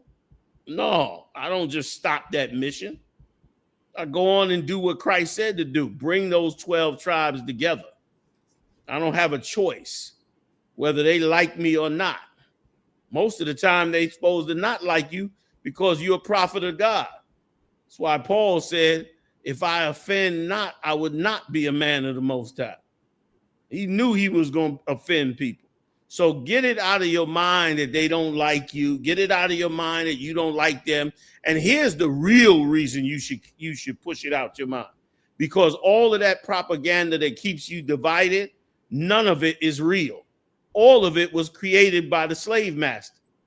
They did that. They did that in New York City, divided blacks against blacks and Puerto Ricans in the hood, brother, were like one people. And the Edomites came along and created so much division among us to where we was hating each other for a period, but a whole lot of us knew to break that mold. And so my point to you is that's the real reason. You understand? And even in your country, in El Salvador, they talking about the other tribes from the other countries and hating them too. But you can't be that person. You just got to make a decision to do Christ's will because you like them or because you have to and not because you got to feel good about it. It's a job like any job, but a righteous job. You know what I'm saying? And you got good reason to like them. Because when you go and look and examine them, they're a magnificent people and magnificent towards El Salvadorians. Some of them going to hate El Salvadorians. Some of them going to hate them. That rivalry got to be fixed. Like the scripture said, Judah shall not hate Ephraim, Ephraim shall not hate Judah. Paraphrasing. Right. That has to be fixed. Who got to fix it? We do. That's what prophets of God are. That's what you being raised up to be. You being raised up to be a soldier to change the minds of the people that think differently. Because guess who nobody's hating on? Take a guess. White people. Of course. Fact. Sir, that's big fact, sir. Yeah, huh? I said that's big fact, sir. Come on, like they don't nobody worry about them. It ain't in nobody's mind. You know, I got to deal with these white people, but I don't like them. Ain't nobody saying that. Ain't nobody saying, you know, these white people are all in my country and I don't like them. These white people are stealing all our resources and I don't like them. These white people are in our country treating us bad. I don't like them. They sleeping with our woman. I don't like them. They committing crimes. I don't like them. Nobody's saying that. The first thing they're going to say is, I don't know, the Mexicans, I don't know, I don't like them. That's always, with us, that's our default position. Our default position is we hate each other. That's always our default position. And the white man has exploited it. He's exploited it. I was in a Mexican restaurant not too long ago, right? I walk into the restaurant. There's only one customer in the restaurant, a black woman. And she's sitting there and she's eating, right? And I say hi to her, you know, and I turn to the counter and I order my food. And then I'm standing there and I'm just waiting. And all of a sudden, out the corner of my eye, I hear, I didn't say that's what I wanted. I said something. And I turn my head and I look. And this waitress that's serving this woman is about 4 feet high. Look like you could blow her over if you inhale too much. And this sister is sitting there giving this sister raw hell. And it's obvious to me that this is because this sister's a Mexican. I've been in the restaurant many times. This waitress does not treat you like garbage when you black. But just because in her mind, this Mexican is beneath her, This Mexican is less than she is. She thinks in her mind, subconsciously, that she can treat this Mexican the way the white man has treated you. The white man scream and yell at you for like you're an underclass. And you got to take it. They put it in all the movies. You got to take it. Like what makes you righteous is that you take that shit that they shovel it. And so she just went and passed it down to this Mexican sister, which once again is the same demon. Like she done took the demon from the white man and poured it on this sister because in her mind, she's over the Mexican. And those things are not natural. Those things are taught. They taught us like that. Like you're supposed to see a Mexican and be doubly kind. Why? Because he's kind. How many times you went into a Mexican restaurant and got treated like shit? How many times you went in there and got bad food? How many times you lived next to them and they smoking weed all night, banging on the walls? Like Mexicans handle themselves very well in America. Their women walk around with their children and respectful. Now, of course, nobody's perfect. But damn, if you're going to look at the scale, Mexicans rank real high on a behavior level in society, which is why when you come across them, you should, like, once again, you can't be emotional like a woman. You got to judge the facts. When I go in a Mexican restaurant, 99.9% of the time, I already know that I'm going to be treated well in this restaurant. White people know it. Why do you think they flooding Mexican restaurants? They know they're going to get treated right when they walk in the restaurant, as opposed to somebody else. So as opposed to that slop the Orientals is shoveling to you with all the MSG in it. That 2-day-old rice, that they throw back in the wok with some sprouts and shovel that garbage to you, you know you're going to get a better experience with these brothers and sisters. They're going to say thank you, appreciate it, yes, no, blah, blah, blah, all of that. So if you put that on the scale, then you should treat them accordingly. You should treat them according to how they done treated us, not according to how the propaganda comes down. Like if we all listen to the propaganda right now, you'd be kicking every Mexican in the ass that you ever saw, because it's what Esau want. You'd be calling the cops on them. You'd be screaming at them in the street. You'd be saying, somebody call the ICE agents, because is that not what white women are doing? That's right. And them white women are doing it. Why? Because they're following the propaganda. Why? Because they trust in America. You got to go against the propaganda because you trust in Christ. And if Christ said the Mexicans are mine, bring them together with the other tribes, that's what you should do, because you should trust in Christ. You understand? And let me say this, blacks, Latinos, and Native Indians, you need to re-examine who you love and who you hate anyway. Because the Koreans are sitting in your neighborhood making a king's ransom off your woman. You stressed out over money for your woman so she can give the Koreans to get that $150 stock of dog hair. That's what you got to do, but you ain't nobody mad with the Koreans. They got tapes of smacking up black women in them Korean places. But nobody mad with the Koreans. Nobody's saying, man, I don't like my woman going up in that Korean stuff. I'm going to stop my woman from going up in there. Then they came out with the tool that you could translate the speech. Right. And so then they go into the nail salon, and them bitches in there talking about them like a fucking dog. Mm-hmm. Okay? Look at this big fat black woman. Look at her feet, this dirty bitch. They're smiling and laughing the whole time. And you sitting up in there getting the bikini wax, the bitch looking all up your box, talking about you like you ain't shit.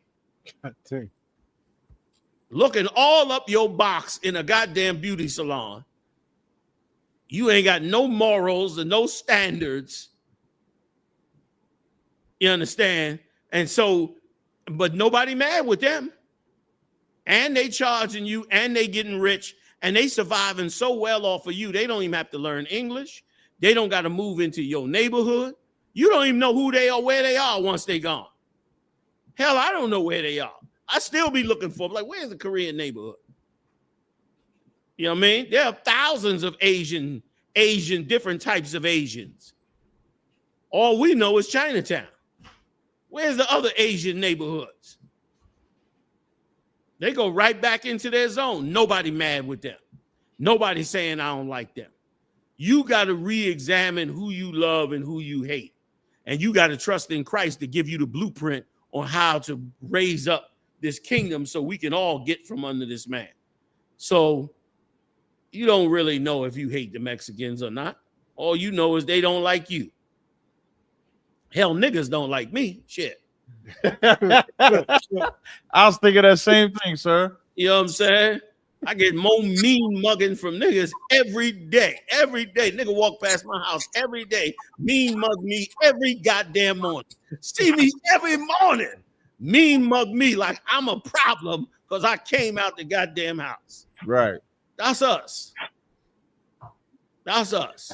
I appreciate the response, man. God bless. I'll let you guys jump off because I know you got a few more minutes. Get a couple more calls. Thanks, Cap.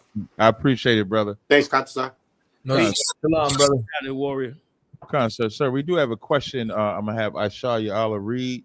It was a question sent in during class. We didn't have time, so I'll let him ask the question now.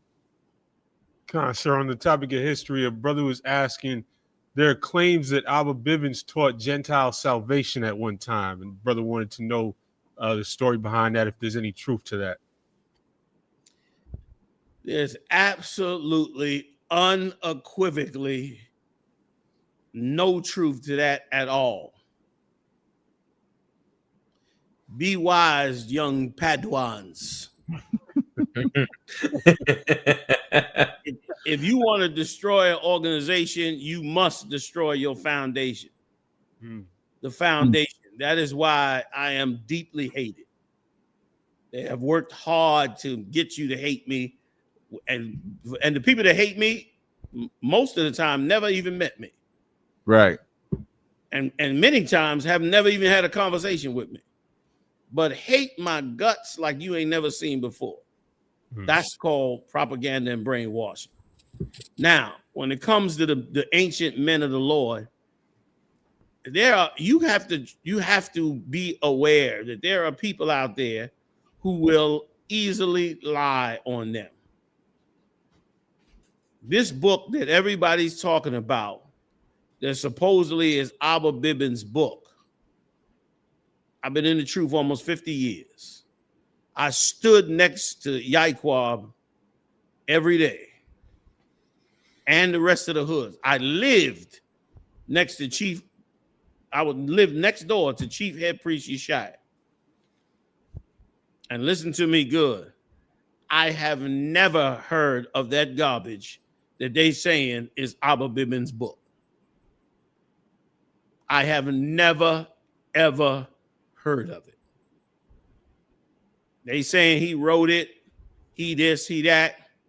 I don't believe that. Okay? You're going to have to dig him up, clone him. You have to tell me, yeah, Yahanna, I did that. Because why would I have never heard of it? Why wouldn't I have? Now, I was not there when he was there because they had moved around the corner to set up One West already after his death. So I was not there in all fairness. But brother, I absorbed the truth from a baby, from a young age, every ounce of it from every side. And that book was never mentioned to me at all. I don't even know where that garbage came from. Okay? I don't know who wrote it, where it came from, none of that. Whether he wrote it or not, I don't know. But I know this much. I was in the Israelite School of UPK in its foundations, and the Israelite School of UPK never taught that white people could be saved, that Gentiles could be saved. That's right. I heard some people mention that as well. I'm telling you, I'm not telling you from theological or theoretical or from examining in 2 or 3 lines. No hypothesis or nothing, sir. No hypothesis. I was sitting in the fucking room. Excuse me. Right. That's why I told you when brothers come to me and say they want to tell me something that they think something about Yaquab, I just look at them like, nigga, I was there. Like, I was there. Like, you don't have to, you ain't got to wonder. Right. I was sitting right there. You know what I'm saying? And so when it comes to that book, and let me tell you something else. Anybody who's going to pull that book up to try and dissuade the knowledge of the truth is really just somebody looking to attack the UPK. Like, why would you care about a 50-year-old book that may have said something concerning Gentiles? Give me a break. When you know the stance of the UPK, yeah, I can go pull up ancient tapes. That's right. Of the brothers, and you ain't never heard a tape where no brother got up there and said, "You white people, you got a chance to be saved." You ain't never heard that shit. And all the tapes, cats got tapes all over the country. You ain't never heard nobody pull no clip like that shit up. So that's just somebody who's trying to piece together something that is probably older than them being alive. Like if Bibbins wrote that book, it was before whoever these niggas are talking about it, it was before they was alive. Right. But they got to reach back there and they agents and find something or try to find something and say, see, we dug it up. They loved white people in the beginning. And it would be a complete and utter, filthy, disgusting lie. We have never changed. We have always been the same, even if they changed and all that. Because I heard, like I said, mentioned earlier, I heard one cat saying, I got the ancient book of Yaquab before they changed the doctrine, and he loved the Gentiles. Nigga, I stood with Yaquab in Harlem on 125th Street in front of McDonald's in 1985. And guess what? Yaquab was saying the white man is the devil. The Bible. Right. That's right. Clap it up. I don't know what you talking about or what they talking about. So yeah, brother, don't say that, none of that. That's just more attempts at distraction. We trying to build brotherhood. They trying to divide brotherhood. That's right. We need our brotherhood now. Our Mexican brothers, he brought it out tonight. They need us. They need us to help them now through this rough time with fucking drones flying over their head. And the government got, little slimy sleeper cats coming around talking about, well, we need to talk about whether the UPK loved the white people or not. Nigga, please. Salaki cat. Not saying that to you, the brother talking. I'm just saying in general how evil it is to seek things out. And it's only because you don't respect the order. You don't respect the men that came before you. You don't respect what the Lord has done with all of us. You know what I'm saying? You don't respect what was, and this is what the white man hates. He hates for the UPK to be a real nation, like a real identity. He don't like that. He don't like that it was real leaders who really taught us, who we didn't compromise, who carried the torch. He don't like all this legacy. It's all this is bad business. You understand? And he damn sure, he cannot. I got a 9th floor at one police plaza that you would not believe.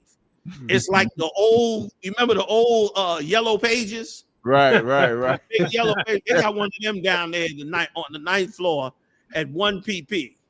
You understand? Cops in Georgia know about it. Cops in Georgia like, oh shit, that's you. You the one from that we had on the ninth floor. Like they got the records on me from, and forget about it. Why? Because I was back then. I was there. You understand? I was standing next to Yaquab. Let me tell you how long I've been there. I was standing next to Yaquab when Mike Tyson first won the Olympics and came out on the street and spoke to Yaquab, and Yaquab told him, you quite possibly may be the next champion of the world in boxing, but you had better remember your people. You had better then. Them. And he was like, but I love them. You know how you would talk back then. But I would love them. Well, guess what? I was the kid that was around his age that was standing right next to Yaquab. You understand? That was me. That was me standing there in Harlem while he was sitting there telling this brother a great prophecy, and I watched it unfold. I watched what he said to this brother, Mike Tyson, unfold. He became champion. Forgot his people, got destroyed. I watched the thing happen from outside. Like you can question whether Yaquab was a prophet. I don't got to question it. I was there. That's right. I don't got to question was he. I saw it happening in front of my eyes. That's right. You understand? I sold. Guys talk about, well, we got change of world. Change of world say this. Nigga, I was selling change of world for Yaquab. The hell I was doing. I'm the cat that you see at the table saying, brother, $5, man, it's a good book. That was me. You gonna tell me what Yaquab thought and felt? That's right. What ailed him? I walked him around his room and went upstairs and saw his trunk full of tapes that he tried to keep organized and make copies for you and sell those copies to make a few dollars. I saw that. I saw that when his nurse came and checked on him and all of that. I was there. So you ain't got to go look up no history. This ain't for you directly, brother. I'm just saying it blanketly for everybody. Right. You don't got to go look up no history. You want to look up some history? I got a full voice recorder of history sitting right here in front of you. Just ask me. I'll tell you the truth on whatever it was. Whatever camp, situation, problems, whatever.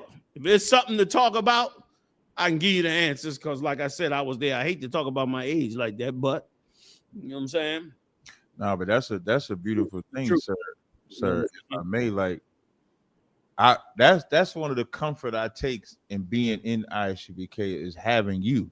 Most correct. In all honesty and all humility, because I don't wonder about what was taught in the school, because I know whatever was taught in the school back then is taught now because you're here. Exactly. So if you're here and you're saying what it is, that's what it is. You're the only one that's kept the name. And people don't like this part. And I think they would like it if ISUBK didn't exist. Like if you was Commander General Yahanna of LSU, then it would be normal. Yeah. Because that's everybody else. You're the only one that can say, I was here in one place. Like I always say this too. I said, I only been in one body. That's it. That's and beautiful. Commander General Yahanna could say he's been in one body. So if anybody knows about that body, it's him, because he never left the body. And so we have a treasure in Commander General Yahanna. So whenever somebody say something from the past, I don't even pay no attention. Hey, Jenny, you heard about this? And whatever he say, that's it, because he was there. And if that, I think people need to really look at that and understand that anybody saying that we taught something different, that's just talking about them and what they want to teach. It's not talking about us. And they have to find it. It always reminds me of Adam and Eve in the garden. When their eyes was open and they was exposed, they said, let me cover myself up in this culture. Right. So these men have left the truth, or whatever truth they thought they had, Now they got to cover themselves up in something else. And then we instantly become the enemy because every time they see us, they see what they could not be. So, of course, we got to try to destroy that. And so that's how I look at it. So I do appreciate you answering the question before the brothers that may not know that, the young men that come into the school, the young sisters that come into the school that may not know or remember or might forget what it means to actually be there. Yeah. And it's just as simple as whatever year you came into the truth, just for every brother and sister in ISUBK, whatever year you came in the truth, your history book. So can't nobody come and tell you what happened in 2012. You was there in 2012. Yeah. Somebody asked me about what happened in the 90s. I talked to General Muhammad. He said I was there in the 90s. Whatever he say, that's what happened. Yeah. Whatever happened when you was there, you was there. Don't let nobody change history that was not even in the history. Right. Like, that's crazy. Right. Don't we fault the white man for changing history? We fault the white man for changing the image of Jesus Christ, for writing some new records about the Israelites and who they are, and yet we're gonna let some bum ass niggas come and try to change history when we have walking history here. Right. If they had any respect, they would be preserving it. And can I add something to sorry? Yes, sir. Let me tell you something too, that brother. I pray brothers get eventually that these attempts at attacking the UPK and keeping us divided are such a heinous act in that we were so one. Just imagine for everybody out there that hears this. Just imagine waking up and every single Israelite is in one camp. That was us. I'm talking from one coast to another coast, everywhere in between. If they were an Israelite, they was part of one organization, which was One West, 125th Street. That's how it was back then. And brother, that was the best thing, for us that you could have experienced. And these brothers that attempts to do these type of things, you just trying to keep division because you can't face it. And a lot of cats too, here's what bothers a lot of them cats. A lot of cats drop their sword. Yes, that's right. It burns them up that we are continuing. Like if we, like you said, if we had fallen and created another group, they would be okay. They would be like, well, there's many groups. Right. You know what I'm saying? They would even look at it as an endorsement. They would even say, well, even Yahanna, who was way back then, he's in another group. You know what I'm saying? So it would be like everybody's in another group. So no problem. But because we hold on to this original doctrine and come up against every other, it's a problem. And here's the other thing too. Like brothers out there that's trying to come to this truth. You cannot be one if you can't have a governmental body that can judge the issues. Like, how are you going to be an organization when there's no set brothers, no body, no leader that says, this is how it always been. This is how we're going to keep it. That's why I read that scripture that Peter came out with in the class, because Peter was restoring what was established by Christ. Right. That's what we're supposed to be doing. And how you do that, you go and pull up all the records with the UPK and you reestablish it. And you open the door. By having different groups, you don't even strengthen the truth for brothers who did drop their sword to come back. Right. You strengthen brothers who dropped their sword to run out there and create an Israelite group to eventually fall twice. That's what you create when you should not do any of those things. You're doing stuff totally wrong. And we can teach you so much more right. So I yield. That was my last point. So like I said, can I post something? Please. Which I think kind of parallels, you know what I'm saying, kind of what we talk about, especially even with the governmental body. So this is 1 Kings 12:6. And it says, and King Rehoboam consulted with the old men that stood before Solomon his father while he yet lived, and said, how do ye advise that I may answer this people? And they spake unto him, saying, if thou wilt be a servant unto the people this day, and will serve them and answer them, and speak good words to them, they will be thy servants forever. Ooh, that's colossal. Before you even go to the other side, CHAATAZA, if I could. Yes, sir. Boy, that was nuclear you just pulled. And the reason it was nuclear is because the key words was, if thou be a servant to them. Like, you want to really be a leader, that's what you're going to have to do in the truth. Right. You have to serve these people. And you can't serve them by promoting yourself in some group. You serve them by taking the group that's been and helping build that group up. You then don't become bigger than the group, and the group get destroyed because you turned around and you as a man had to be revealed. That's not how it works, man. That's out of brotherhood. That's not how it works. You know what I'm saying? You should see the power of the ISUPK in action. You should see it. You know what I'm saying? That's why I hope everybody comes to the Passover. That's right. You can see the power of the UPK in action. Please finish. I'm sorry, Cap. No sweat, sir. I know there was a couple of verses I wanted to get through. But God of Wakan, what you're saying is so right. And it says, verse 8, but he forsook the counsel of the old men, which they had given him, and consulted with the young men that were grown up with him, and which stood before him. And I feel like before we go on, I feel like that's what we're seeing, sir. Like we're seeing people trying to forget the old way and make a new way. Yeah.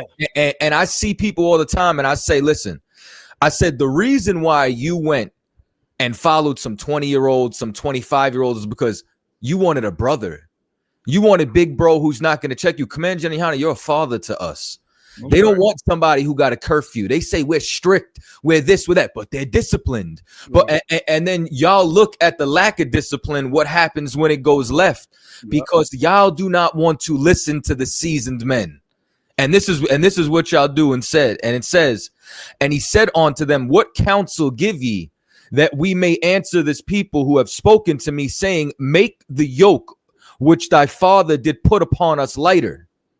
And the young men that were grown up with him spake unto him, saying, thus shall speak unto this people that spake unto thee, saying, thy father made our yoke heavy, but make thou it lighter unto us. Thus shalt thou say unto them, my little finger shall be thicker than my father's loins. And you bastards out there want your little finger to be thicker than your wife's plastic rod that she's giving you back shots with. You understand that y'all caused 10 of these splinter groups in the last 3 months because of the evil decisions that y'all made, listening to each other, consulting with boys. Damn. I thought you was milder since you was in Texas. I see you ain't changed.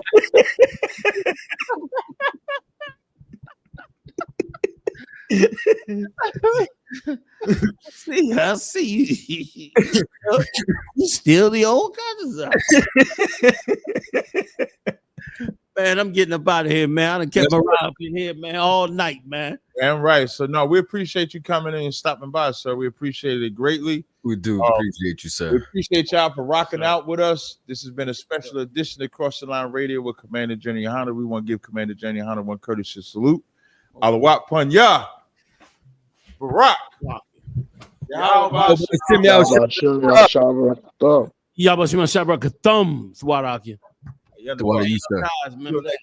We'll see y'all next week. Shalom, Israel.